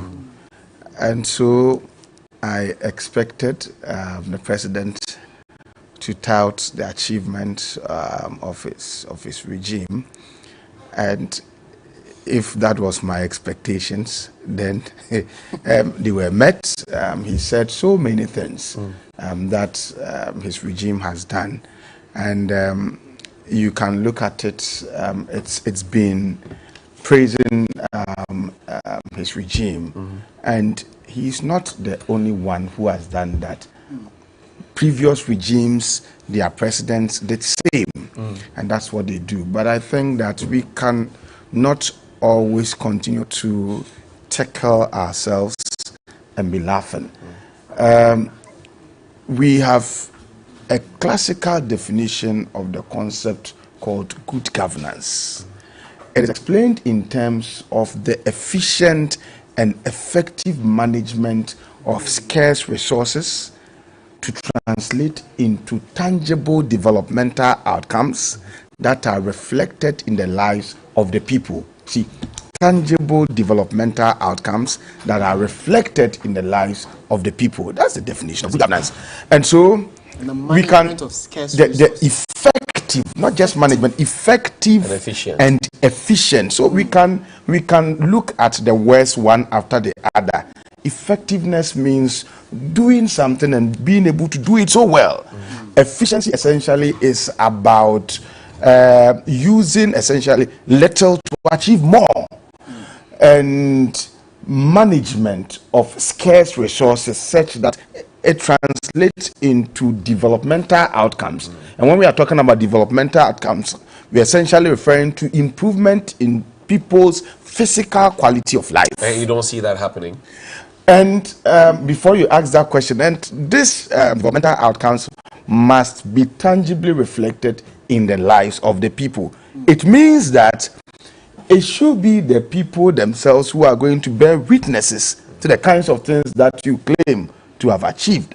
And so it's up to we Ghanaians to look into our lives and to see whether some of these things that are being touted are reflecting in our lives. So we should be Prof, the judges. The lizard that fell from the high Iroko tree says, if nobody will praise me, I will praise myself. Well, you see, when it comes to political leadership and governance being led by a visionary leader, visionary people do not tend to even tout their own achievement. It is the people who would say, we have seen this. So oftentimes, my challenge with many with the political elites has been that their achievements have often been like religious miracles that are performed on crusade platforms. We are just scratching the conversation. We're just scratching the surface of the conversation. We'll be delving deeper into it.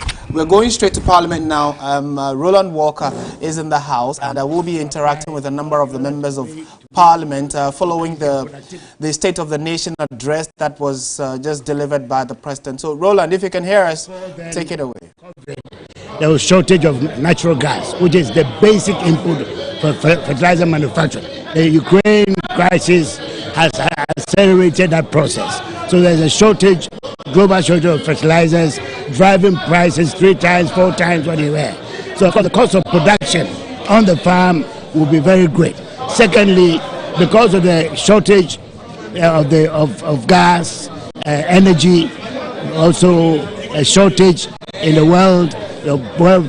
Petroleum prices have gone 110, 120. You find that the petroleum prices are going up. And in this country, of course, we've seen the rise in petrol prices. Agricultural production is one of the most bulky products you can find. It's just like timber and so on. So the cost of transporting from the farm gate to the consuming centers of wholesale and so on means that the prices are going up. So these two items of energy prices, fertilizer prices have a direct impact on agricultural production. Should we be worried or not? And what will be the mitigating measures? Well, the mitigating measures will be the increasing flood of people going into agriculture, so that if you don't have enough fertilizer and yields drop and production drops, the number of people going into agriculture will mean a wider acreages being plowed and expanded, which will mean that production cannot fall below any disastrous level. So that is what is there. Well, thank you very much, and I'm grateful. Now, let's speak to Honorable Murtala, who is the Member of Parliament for Tamale Central, and we're seeing some innovative ideas being espoused in the State of the Nation address by the President, but especially he says that we've had over, if not 10,000 kilometers sector of road being constructed. That's very commendable. It looks like it's only your side of the house that's not seeing what the president is doing. I want to ask you sincerely whether you believe in what the president said. This day, as stated in Article 67 of the 1992 Constitution, is to tell the people of this country the state of Ghana. What do you think is the state? What we experienced today was the state of national promises. The president spent about 99% of the time promising the people of this country. And that has been the trademark of this president. He never told us the state of the economy. He never told us the challenges that we encounter. And you witnessed what the president said. He mentioned the word corruption one. Everybody agrees that the bane of the challenges confronting us today is the profound and unacceptable level of corruption in this country. The president didn't see the need to talk about that. So what we experienced today was the state of national promises. As a matter of fact, if the president is talking about the roads, I don't see the roads in my constituency, and I want to ask you. He said you should open your eyes. Well, which eyes? Except that the president has a third eye that we do not have. Where are those roads? I haven't seen them. What he did yesterday, and it was embarrassing. The president pronounced that he went and commissioned an interchange. I keep saying they are and that's Roland Walker with the Honorable Murtala Mohammed. There he's the MP for Tamale Central. A bit of a freeze there, but again, back to the conversation Roland was trying to have with the Honorable member. 10,855 kilometers of road. The president touts that as the biggest achievement of his government. Huge infrastructural development since the Fourth Republic began, for example. How do you take that? Well, so as I was saying earlier, it may be true that these have been achieved. If it is true that these have been achieved, then my criticism that I have always leveled against this particular regime is about their deficiency and incompetence when it comes to communicating what they have achieved. We don't know about them.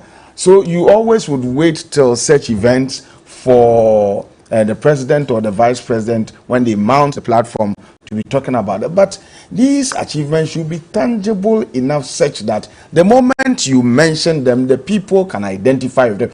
You heard one member of parliament saying that I have not seen the roads, and yet we are being told that if you compare regimes that have existed from 1992 up to now, this is the regime that has done more roads.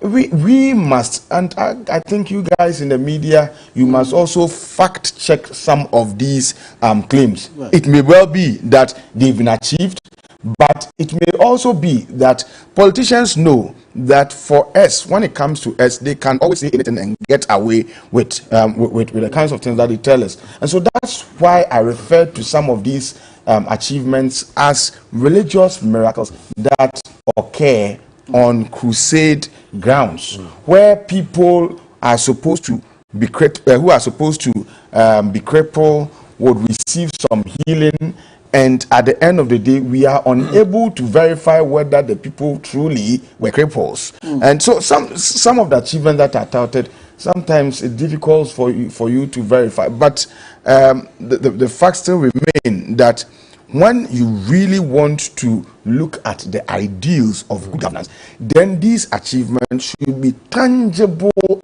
enough such that the people themselves can bear witness to it. But if you like, go out there and ask.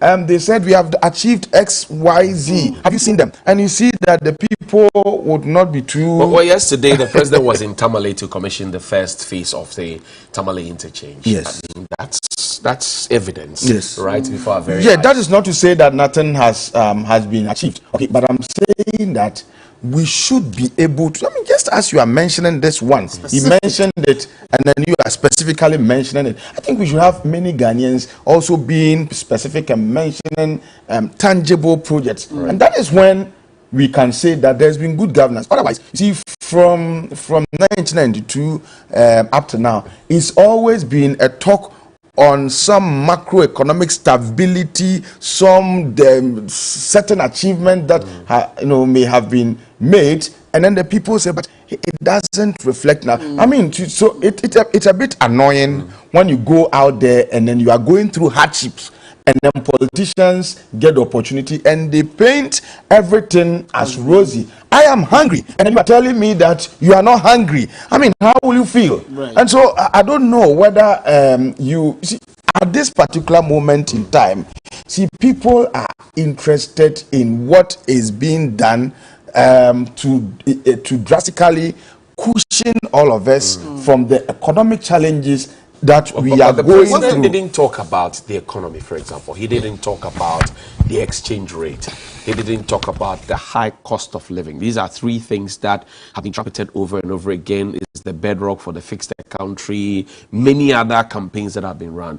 Are you surprised again that the president didn't on such a very sweet occasion? Well, but I told you that over the years, such occasion has always been used to tout achievements and not necessarily to concede or to admit problems and challenges. But I was thinking that, you see, given that every coin has two sides, you see, he would have communicated properly if he had... yes, he spoke about the challenges that were imposed on us by COVID and all that. But he would have communicated properly if he had taken more time to admit the challenges that a vehicle that uses to fill its tank with 400 cedis is now filling its tank at 1,000 cedis and over, and the implications of that on the individual citizenry. Ask you to hold your thoughts. We have the General Secretary of the NDC talking to Roland Walker in Parliament, so we'll take it straight to Parliament again, then we'll come back for you to finish your thoughts. Before the passage of the e-levy, there's some school of thought that they shouldn't have done that. Well, I thought we were discussing the state of the nation. Yeah, it's a state of the nation. That networks are covering. But if you want to talk about the walkout yesterday and the walkout and the dividends from the e-levy, I believe that the whole process had been turned upside down. I'm surprised that a president will be talking about rule of law and yet been encouraging his people to do everything that is not according to law. Because I was not here yesterday, but what I saw, it amounts to abuse of all the processes in the House. So technically, I do not consider that the right procedures have been followed in whatever approval that has been made. But there is a principle that when there is a wrong judgment, it still remains a judgment until it is revised. We will go back to the drawing table and to see whether we will proceed to continue with the fight about e-levy.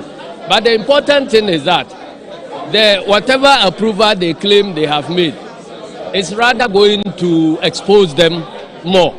Because we are in this country where everything that is not happening well has been blamed on the non-passage of the e-levy, including the payment of contractors, including the non-release of common fund, including the non-release of GET fund, health insurance, and all that.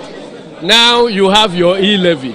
Let's see that in the coming weeks, all these problems will be solved, or you expose yourself as a lying government. Oh, thank you very much. Now we have Dr. Sandari and Dr. John Kuman, and as there are clear manifestations about concerns in the public space about increasing rates of food prices, whether goods and services, or fuel, etc.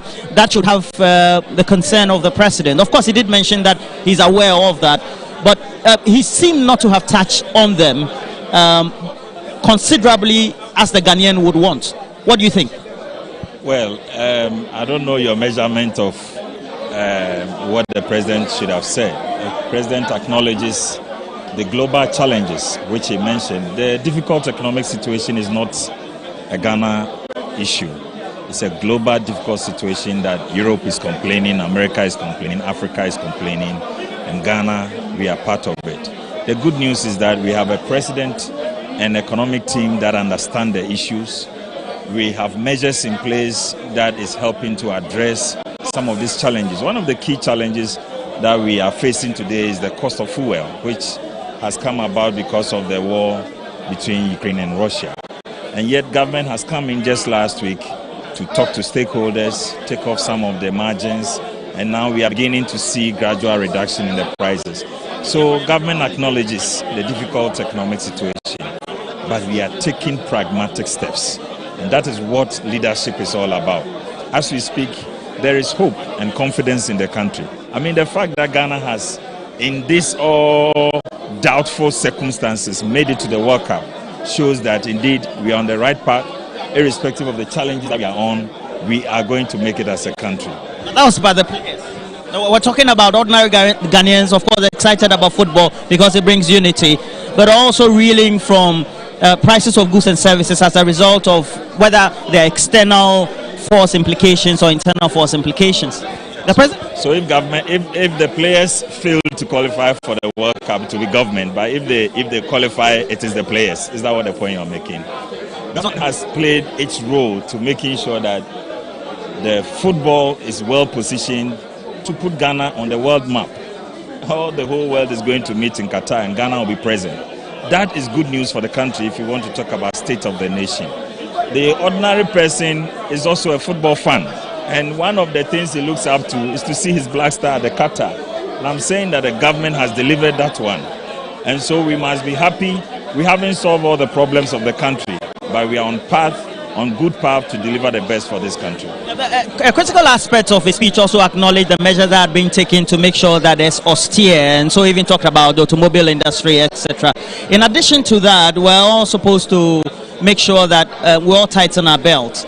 There's a key conversation that will come up next month from organized labor, already speaking about how they would want the president to also address the issue of salaries for public sector workers. Are we going to see at the negotiation table an increment for them or not, just to shore up austere or not? Because you are Deputy Finance Minister. Well, I mean, you're well positioned to speak on the subject. No, you don't want to talk ahead of the meeting. You yourself have said there's going to be a stakeholders engagement.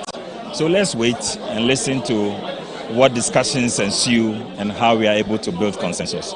At the end of the day, let us not forget that the compensation bill is one of the biggest in the country. I mean, if you look at the entire revenues that we collect, by the time you take compensation and your debt repayment obligations and goods and services, all the budget is gone.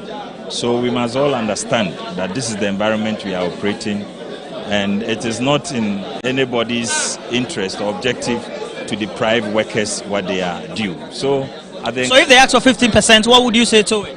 Well, let us wait. There will be stakeholders engagement. It's not up to me to decide. It's for the because you're Deputy Finance Minister. Yes, but I'm not doing the engagement myself. It has to be stakeholders engagement, and the team will take a decision. Do you think public sector workers deserve some upward adjustment as far as from the last negotiation is concerned, which implementation percentages will be 7%, I remember? Well, I don't have an answer at the moment. It's when you know everybody deserves what he's getting. He deserves more than he's getting. But what can we do best for the country? That is the decision we must all avert our minds to. If you are talking about whether somebody deserves, the Bible has said that the laborer is worth his wages.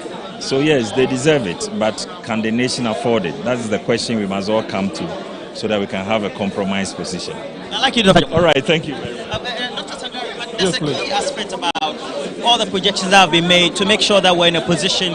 We're told that we expect that a vaccination production bill will be brought, but also the building of all these hospitals, 111 as it is. The president seemed to be promising a very grandiose, state-of-the-art facilities across the country. Based on your assessment and what you've known so far, is he right? Thank you very much. I think the president today has admitted to what some of us health experts have been saying, that his promises on Agenda 111 were very, very ambitious, in fact, over-ambitious. And clearly today, he admitted what we have been saying so far, that look, building 111 hospitals within a year was nearly impossible. But we gave him the benefit of that, and today he has admitted to the whole country that, look, it's not possible, and therefore he has shifted the period from 1 year to the end of his tenure. But I want to say that we all know that the health sector is a backbone to the economy, and the health sector really has a lot of challenges beyond COVID. And normally I advise that we should be building the health system, a system that addresses the challenges of the people of this country. So yes, it's good for us to be producers of vaccines. I mean, that is what we all want, to manufacture vaccines. But look, there are still basic challenges of the health sector. The health insurance that was meant for the poor, we all know, is in collapse, is in total collapse. And therefore, while we are promising big things, we should also be seen addressing the fundamental issues of the health sector. And one of them is ensuring that the health insurance works, that basic commodities, drugs, common logistics, when patients go to the health sector, they can afford them. But for me, once the president has admitted that, look, I was not probably advised properly by my expert, because I believe that he wasn't advised properly by his advisors, and that is why he probably gave 1 year. But he has admitted that he can do it within 1 year and move from there. Thank you very much. So we've had Dr. Sandari, who is also a professional epidemiologist. So as it is, also Member of Parliament for Dafema Busie is here. But as far as also we're concerned, we have the Member of Parliament for Zebula here, and Honorable Cletus Avoka. There was a citation by the Speaker of Parliament that apparently there seem to be some anomalies on those who were absent among your ranks yesterday in the vote and proceedings paper, and that will be corrected in the next sitting. And based on your own observation, what is your position on that subject? Well, from the votes and proceedings document, I was marked as absent for yesterday, but you all know I was available in the House yesterday. Yesterday was an important day. I came to Parliament as early as 8:30. We had an NDC caucus meeting. Then after that, we moved straight into the chamber because we knew that they were going to ambush us with the e-levy bill. So I was available. When I came, I went to the table office to sign my name, as is the practice. When I got there, they said that the attendance register was being circulated, and that they know my seat, they will bring it for me to sign. Unfortunately, and because we walked out, they didn't bring it to me at the right time, and then we walked out. So I was present, and then tomorrow when we meet and go to the votes and proceedings, that will be corrected. It's just not me, but a few others who were also in the chamber but have been marked absent. That is all right. But as an experienced member of Parliament, there's a big anomaly, isn't it? Oh yes, I'm saying that we have, unlike those days where the attendant was in the mails room, where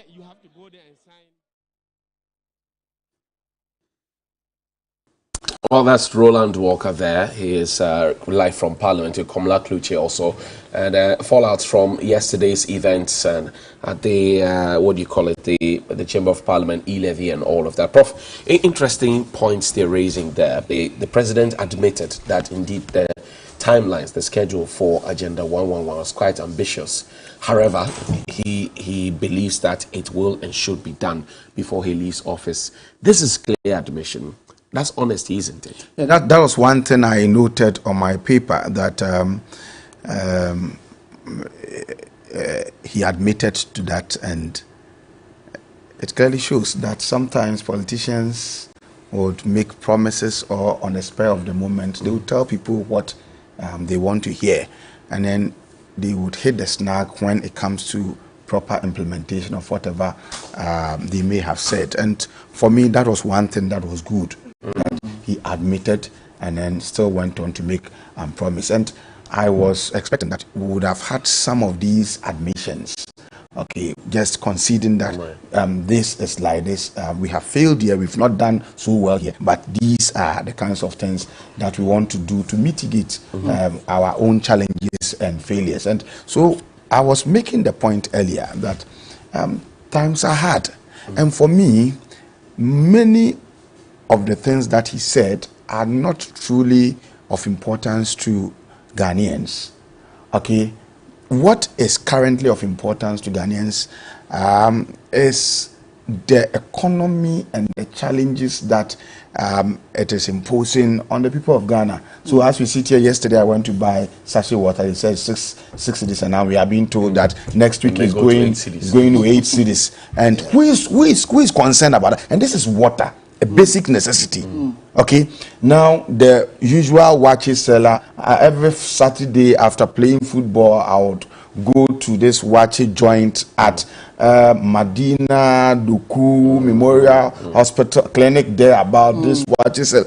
I mean, I will buy my usual 5 cedis in a leaf, and the last time I went there, I said I'm buying 5 cedis, and then she gave me something small. Then I wanted to complain. They won't take Ghana now. Then you have to keep quiet. Okay, and so everything is going up. Everything is going up, apart from salaries. We went into a kind of a temporary agreement with the government that made us call off our strike as UTAG. Right. The money that they want, that small money that they want to give to us, that they haven't even given to us, is already dissipated and finished. Your money has been given to you.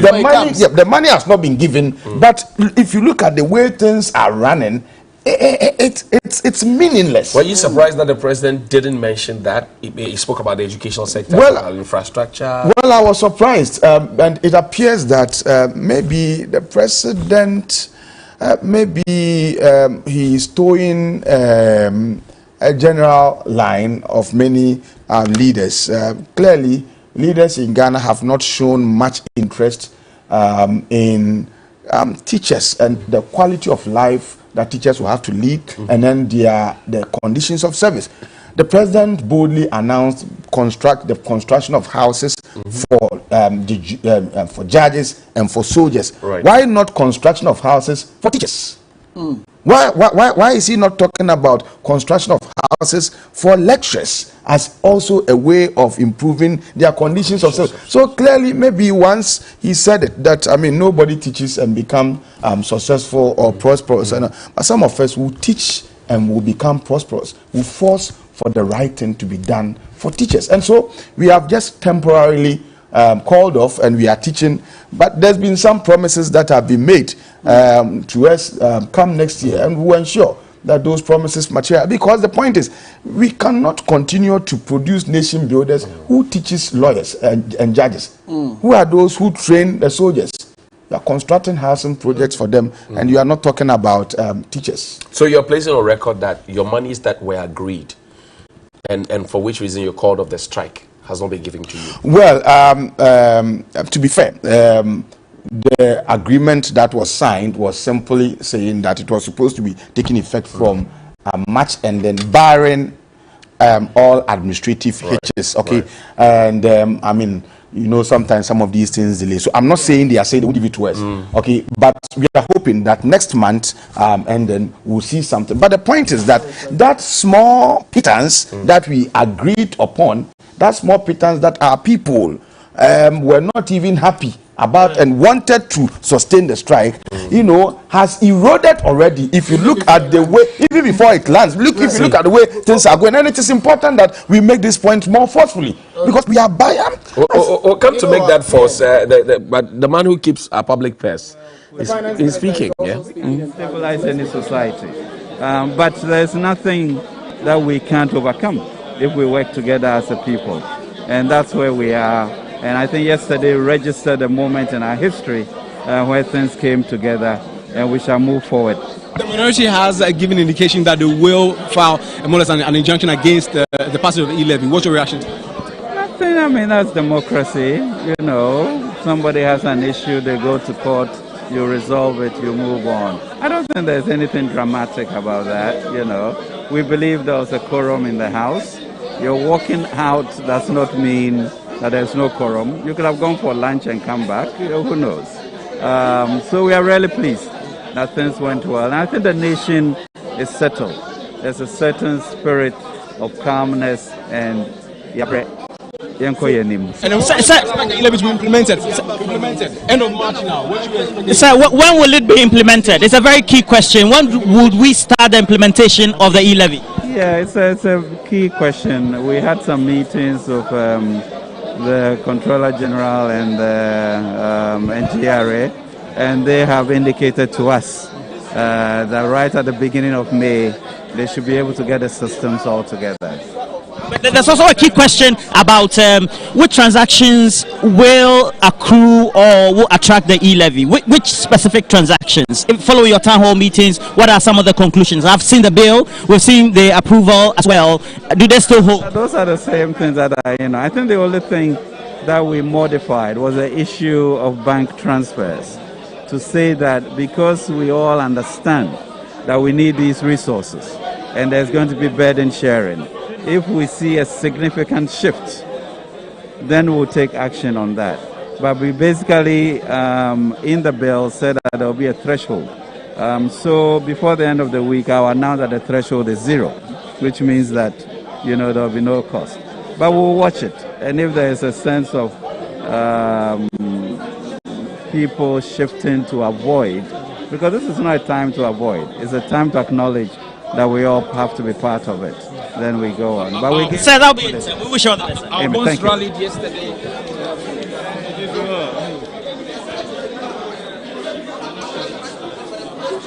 Now, we also have some key indicators that are being undertaken, but we have the Honorable Apenyo, Deputy Majority Leader, having some interaction with the press as well. So, I am sure that when we check from the records, they will know that Mr. President will not come to Parliament to merely talk. He would come and make a submission on the basis of facts. In any event, the issue of e-levy is going to benefit all of us as a country. Look, over 90% of questions that are filed in this country, in this parliament, are questions that border on roads. So the president is saying that as a matter of policy, we need some dedicated source of funding to ensure certainty for our contractors in the road sector. You know, the road sector has a long value chain. Artisans are employed, non-artisans are employed, technicians are employed, engineers are employed, people who sell foodstuff. They all get into the value chain. So if a road is being constructed within a year, 8 months, 12 months, 2 years, people in the value chain get the opportunity. Now there's a problem with funding. A contractor will go and procure a loan only to finish with a job and would now have to go through a Goro board to get paid. Banks will be taking over people's properties, suing contractors. as a chair of the Road Fund Management Board, I believe that if this e-levy is properly managed, we dedicate it towards solving the problem. Trust me, taxes are not things that Ghanaians would want to hear or see. But if so that is the Deputy Majority Leader. But let's go and ask some critical questions. We have Ranking on the Roads and Transport. That's Alexander Kwame Nyafanoma King. He's the MP for Futu. And you heard him talking about roads again. It comes back to the conversation we're having. But let's move away from that and talk about a key thing. You mentioned before the break why government, for example, didn't talk about housing for lecturers and teachers. The government says that it's embarking on new housing a scheme. Pokwase Amasamandi this year in Ashanti Region, 1,000 housing units. We already have Saglemi hanging there. We have Boteman hanging there. The president didn't talk about his rent allowance as promised in the 2020 manifesto, reiterated in the 2021 SONA. How does that come to you that we are not done chewing one and we are bringing in another set? Yeah, so we know that J. Kufuor initiated some affordable housing scheme. Right? Yes, and then when he exited, the NDC didn't really continue. They also brought their own projects. Right. And that one too, we don't know the state. And then we are thinking about more. I think it's so unfair governance practice that continue to plague our nation. Right. The practice of policy discontinuity and practice of policy abandonment of previous regimes. It doesn't help us, you see. And but I mean, not to cut you, but that has been a problem since Rawlings. Yes. And we have the NDPC in place, the National Development Planning Commission. They are supposed to be at least come up with some form of a roadmap that, irrespective of which government is in power, there is a blueprint of what you should do in terms of developmental projects. Why is it that they are, or is it that the governments do not, provide them with the necessary or tool them enough to ensure and go according to? Well, in many developing countries like Ghana, what we know how to do best is to set up institutions and make sure that they are inefficient in running or carrying their mandate. The National Development Planning Commission is a moribund institution. It doesn't plan any development and implement any development project. Okay, usually governments are more focused on what they said they will be doing in their manifestos. And so it is an avenue where people go to work and earn salary and do practically nothing. I mean, they can be talking. The Constitution says within 2 years of the coming into government by every new regime, they must prepare some development policy framework. And I know that in doing this, they work with the National Development Planning Commission. That's right. But generally, I mean, these are there. We have so many fine blueprints and documents that are kept on the shelves and allowed to gather dust. Government is so much concerned about what it said it will be doing in the lead up to elections. And so they are focusing so much on, for instance, free SHS. And you said you heard the president saying that one would not be touched. I wish it were touched. See, there are imponderable and monumental challenges with the free SHS that is currently being run. And I am not surprised. Government the last 3 days came out to announce the relaxation or near abolishment of all COVID restrictions and all that. They did that, but cleverly they have refused to lift the ban preventing parents from visiting their wards at the various secondary schools. You know why? If you go there directly, you will see the people will tell you that they are not getting food. They will tell you that they don't have teachers. They will tell you the challenges. And so cleverly, government said, oh, all COVID protocols have been relaxed and suspended and all that. Now that we have vaccinated, we still cannot visit our wards. What are you talking about? It tells you there are challenges. And you speak to the headmasters, headmistresses, they don't want to talk about. 2 weeks ago, I attended a PTA. Now they said it's no longer PTA, but it's PA, Parents Association. We attended a meeting with the schools. The teachers were there. The headmistress painted the true picture of the school to us. Then some people like us, I got up to appeal to parents that, look, parents, let's begin to contribute. I got up to make promises as to what I can do to contribute to support the school. When we were about making the promise, the headmistress said, no, I don't want to be part of it. Why? She walked away. She does not, they don't have money, but they don't also want people to come, or they don't want to be seen to have appealed to parents for support, because if you do that, you may be transferred or you may be sanctioned and all that. So we were there. The headmistress just walked away, said, I don't want to be part of it, and then she left us on her. But I was thinking that with her presence, we would have raised money there. Okay, this thing I'm talking about, top government functionaries were there. I got up at the PTA meeting to speak about this, but the school said, no, we don't. So what is wrong with us? We can't do it all ourselves. People want to support, they want to, we say no. Do you think that's a populist stand by the government? Well, the point is that, you remember in the lead up to the 2016 elections, the promise for free SHS was interrogated. And then we're told that it will be done. And it was a question of a cost. Yeah, it is a cost. And then it's also appeared to be a signature project of the government. And so even though I can't do it all by myself, I will still struggle to pussyfooty the implementation such that I'll be seen to have done. But the point, I'm calling on parents. We have the right to go visit our wards.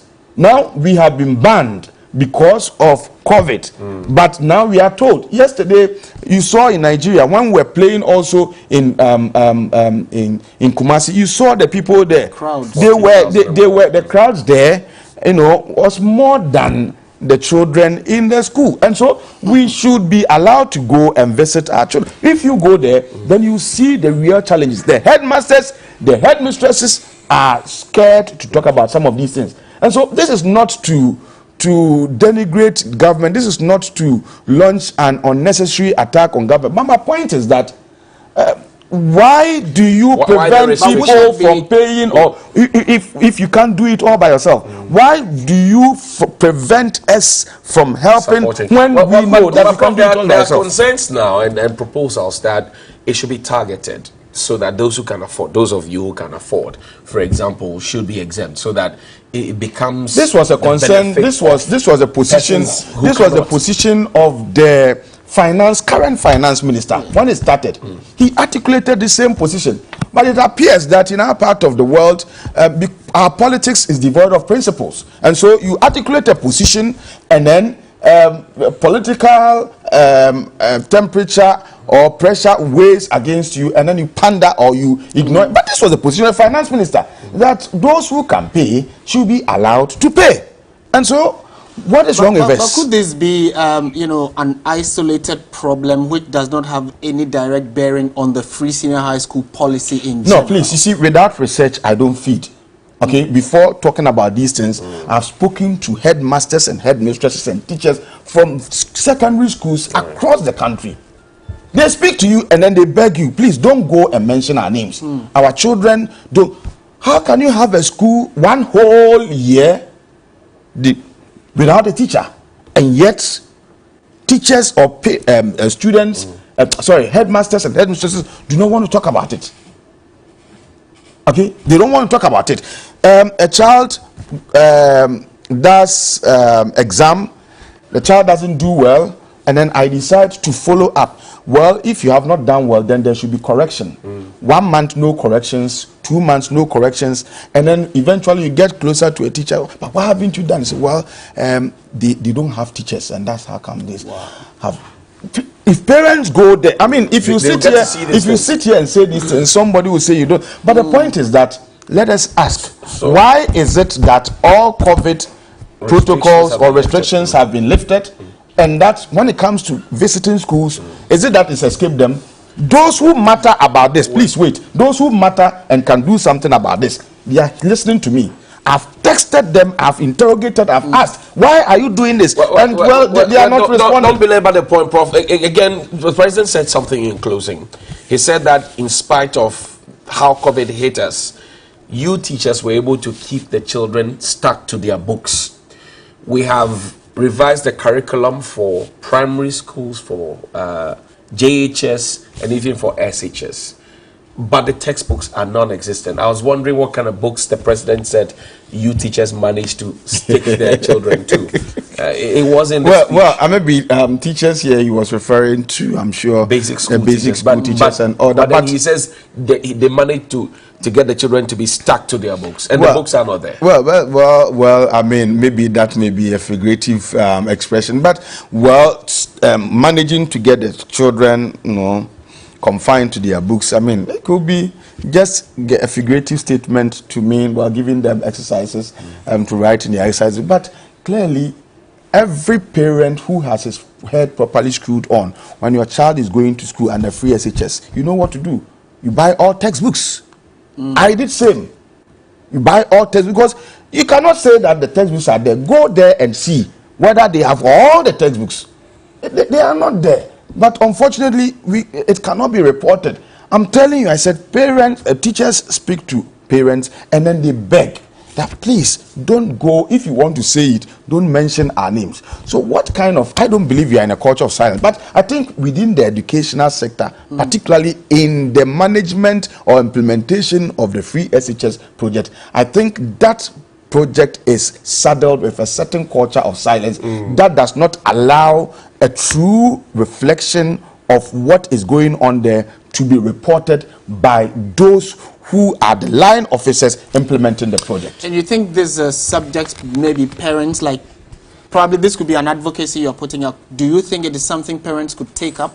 Not just in the particular school you're talking about, but if it is something across board, across country, and it is affecting our younger ones, maybe parents should want to. Well, I'm saying so. I'm just saying that parents who have missed their awards, they should make join me in petitioning or in advocating that if all COVID restrictions have now been relaxed, then we should be allowed to go talk to our parents. My daughter has done double vaccinations. I'm vaccinated. Okay, so why shouldn't I go visit? There was a no vaccination, no entry into the schools at the beginning of the just ended term.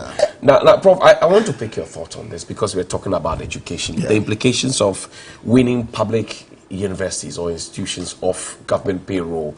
This would affect you.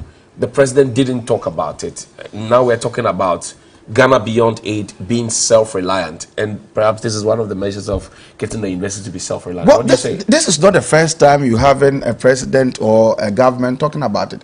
It's been something that has been on the table for long, but for fear of losing elections, anytime it comes up, politicians will shelve it. Because if you are saying you are winning tertiary education from the public purse, it means you are saying that they should raise their own money. Right. Okay. And if they are supposed to be raising their own money, then those who are not happy, if you are raising our own money, it means you are going to charge fees. Right. Okay. And doesn't make sense. A poor student who gets opportunity to go to nursing training college is paying like 6,000, 7,000 cedis a month. But when the same person is coming to university, you want the person to pay 800 cedis or 1,000 cedis. Doesn't make sense. Where do they get those monies to pay 6,000? Wait, please, please wait. I'm passionate about some of these things. And so the point is that when we're fighting for better conditions of service, clearly, when you meet the government official behind the scene, they tell you that, look, teachers, you are not like 20 people or 30 people. We are many. And so even if we decide to give you 1 CD, multiplying by the number of it becomes a huge amount of money. And so some of us also joined in that chorus. So why don't you then allow us to charge some relatively small amount of money as fees so that we can use that to run our activity. The subventions that government give to the universities, after salaries have been deducted, they are not enough to even buy water to flush WCs when the tap is not flowing. And that's how come the infrastructure is still the same. This is for major universities. How about small universities like NAFTI, JIL, all those institutions that have a population less than 500, some 600? How did they survive? Under the proposed policy. How did they survive? I mean, there can be talk about it. I mean, oftentimes policy statements, I think the heartbeat of policies, every policy statement is about implementation. And so if you're implementing and you find out that, well, you have other tertiary institutions that cannot survive when they are asked to be weaned off government control or government subvention, then we can fashion out some interventions to deal with their peculiar situation. I mean, it's decision. Like I said, it's been always the talk, but it's never gone beyond the talk. And it's not this government. Is this a knee-jerk reaction? I don't think so, because I said that it's been there. Yes. It's been something that has been discussed. And whilst we're fighting for better conditions of service, and we realize that, look, the people themselves are suffering. I sometimes am shy to say this, but the strike that we embarked upon, I asked the minister, so can't you just add just 2,000 cedis to the salary of lecturers? I said, no, hey, the economy will break. Can't you just add 1,500? I said, no. They can't. So all that we went to do didn't amount but 20% of what the Council of State chairman, for example, is willing to shirk off his allowance for the month. That's your full salary, is it not? See, as for the Council of State and what they have done, you see, the least said about them, the better. I've heard people saying that the Council of State should be scrapped. And then I think I subscribe to that idea. I mean, what council do they give? The president will always have... the idea of forming a Council of State was borrowed from the traditional idea of having Council of Elders. Listen to me carefully. No chief had a hand in appointing members of his Council of Elders. The Council of Elders were already operating in the chief's palace before even the chief was born. That's why when a chief was misbehaving, anytime a chief misbehaved, the Council of Elders would tell him, now you came to meet us here. And one of the reasons why a chief got the stool in traditional, let me make this point. One of the reasons why a chief got the stool was his failure to listen to the wise counsel of Elders. Now we have created an arrangement, watered it down. The president directly or indirectly is appointing all of them, and then the advice is also not binding. And he said they should continue to exist. We'll come and wrap it up shortly when we return from this very quick break. This is TV3. We brought you the live coverage from Parliament of the State of the Nation address delivered by the President. We're taking a quick breather. We'll return to wrap it up with Professor Champo. Stay with us.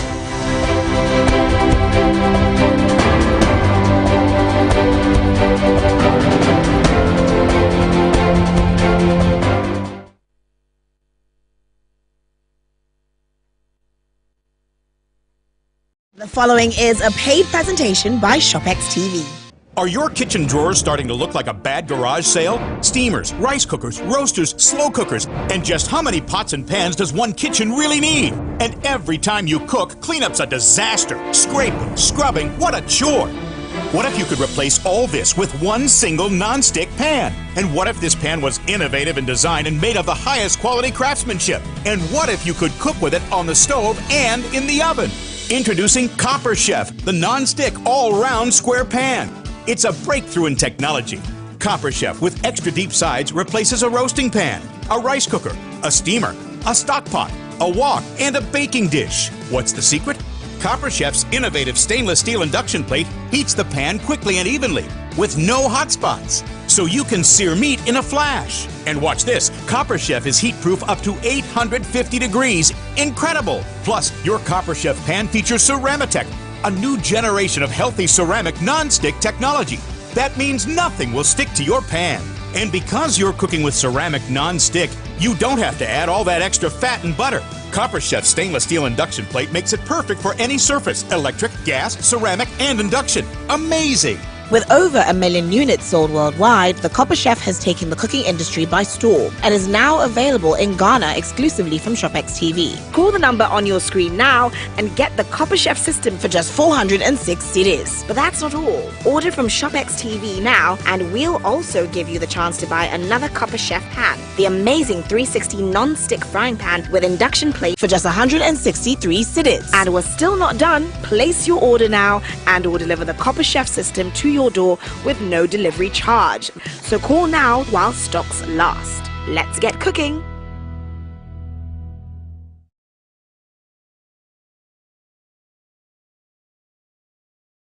I'm going to interview Zuzum right here in my house. Hey! Look up there. Why are you using inferior pen? It was a mistake. I no check. Acrobat2. I'm going to knock you out.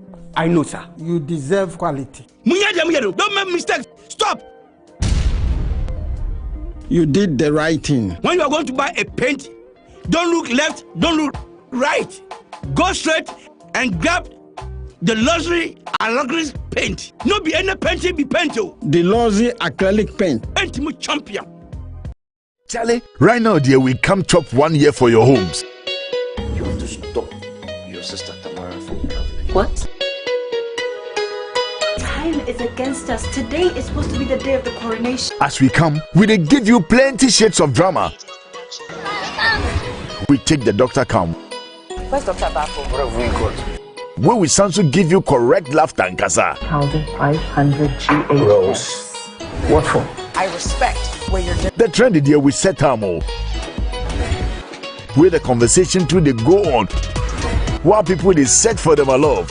That be why for when our first birthday, we they tell you thank you as our birthday gift. We cut down the price of the DSTV decoder from 169 Ghana cedis to 129 Ghana cedis, and the GoTV decoder price from 89 Ghana cedis to 69 Ghana cedis. So you too go fit and enjoy the best in local storytelling. Aquaba Magic. Efie. Gynecare.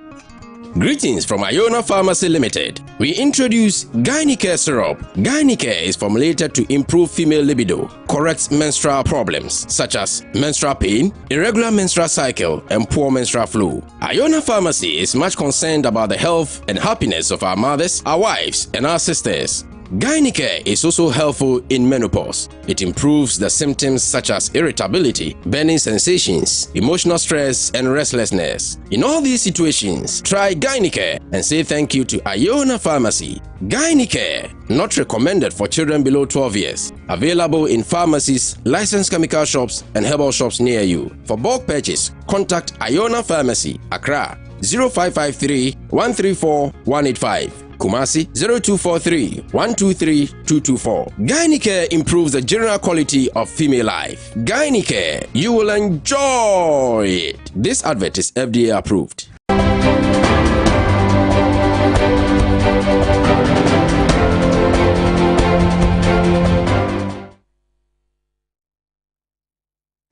Welcome back to TV3's coverage of the State of the Nation address. It ended a moment ago in Parliament and we brought you views from the House. But in studio, we have Professor Ransford Jampo. We are picking a few of the key highlights from the State of the Nation. The President touched on e-levy, which was passed yesterday by the majority side of Parliament. But in the President's speech, he said the House, as in like almost everybody agreed to the passage of the e-levy. Prof, e-levy here, e-levy there, e-levy everywhere. Now it looks as if it has come to stay. The finance minister, when Roland spoke to him, said that hopefully implementation will start from May.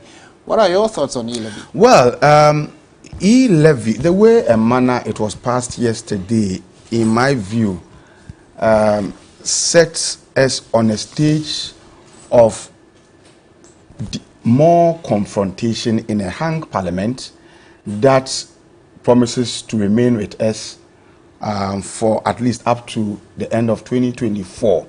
If you look at how it was passed, it's a serious affront on our quest to build consensus in a hung parliament that promises to remain with us for quite some time. And I thought it would have been passed via consensus. Look, times are hard, governments need money. And so I do not believe in the e-levy, but I do not also want to behave like those who are making proposals about it don't know what they are talking about. It would bring us some money. I'm told about 6 billion. Right. But it is certainly not going to be the panacea to our economic woes. The roads minister said this could be securitized for more loans. Well, we have always complained about more loans, getting more loans, and its implications on our debts and all that. Okay, so for me, if government is looking for money to govern and to run us, they should think a bit harder to look into other available sources where they can more income, e-levy that taxes the poor. Okay, because I've always said somebody went to negotiate such that royalties and monies accruing to us as a people from mining of our gold was just amounting or amounts to just about 5%. The person who comes to mine takes away 95% and gives us 5%. Are we a nation being governed truly by people who have received and benefited from our mandate? You mine my gold, you give me 5%, and then you take 95% away. Come to oil. You come to drill oil in my country, you give me 13% and take 87% away. Muammar Gaddafi, Colonel Muammar Gaddafi, was taking 7. If you come and pump the oil from my country on my land, I will take 70%, and then you will go with 30%. If you don't like it, allow the oil to remain in the soil. That's what is wrong with us. We have said if you drill the oil or you produce the oil, we'll just take 13% and then let them take. So if we're truly looking for money, what prevents the political elites from going back to renegotiate some of these agreements? Prof, the president said in the speech, and the finance minister has said it, and also on the road shows, the town hall meetings, that we need to be self-reliant now. This is where we need to actualize Ghana beyond aid. However, the plan to have 16 town hall meetings is just truncated at number 6, and 10 more regions have not had theirs, but the e-levy has been passed, soon to be implemented in May after presidential assent. Are we ready? Well, whether we like it or not, it's been passed. The NDC said they are going to court. I doubt whether there will be any positive outcome from whatever they want to do. Yesterday, I think they were outsmarted and politically they were outwitted by the majority group. It's been passed. I'm sure the president will sign it tonight or before the week ends. And so, whether we like it or not, it would come to stay. But are we ready? Point is that are we ready? Whether we are ready or not, once it's a law and once government is looking forward to receiving some proceeds from it, we would pay. But people are threatening attrition rate. People are threatening not to use mobile money. That will repopulate the banking halls. The idea of mobile money has also come to stay. Yes. Such that you become a bit uncomfortable when we are holding the physical currency. And so, yes, initially people can threaten, but when you look at the charge of 1.5%, and then you do the matters, and it's just about 2 cedis or 5 cedis, and will let it go. So people may just ignore. But my point is that if you are truly looking for money to govern ourselves, e-levy is not the way to go, because it gives us pittance. So let us go. Where should let them go and renegotiate agreements, mining agreements. That gives us only 5%. Let them go and renegotiate petroleum exploration and petroleum production, producing agreements between we and those who are pumping the oil. The one that gives us 13%. Why can't we negotiate to say give us 50%? And you take 50%. Otherwise, leave it there like Gaddafi did. So our political elites are being so unfair to us. Maybe the status quo that gives all the money to foreigners maybe benefits them in a way that we don't know. Otherwise, it does not make sense to me that I have my minerals, you come and mine, you take 95%, you give me 5%, and it's like I am banned from renegotiating it. It does not make sense. Certainly doesn't make sense. That's what Professor Ransford Jampo says. He spent a greater part of his morning and afternoon with us here at Media General, where we brought you the live coverage of the State of Nation address as delivered by the President in accordance with Article 67 of the Constitution in Parliament today. Roland Walker was there in Parliament. Komla Kluche was there in Parliament. Richard Brighter was there in Parliament. Abeku and Tie was there in Parliament, as well as all the technical team who joined them out there. We'll bring you some more bits as we travel along. Expect midday news and brief, and also later News 360, a news analysis program of the weekend, and news at 10 at 12. My name is John Hughes, and I'll be here with Martin Essiedu. It's strange to have seen him in the afternoon, by the way. We'll see you after, later. Good afternoon.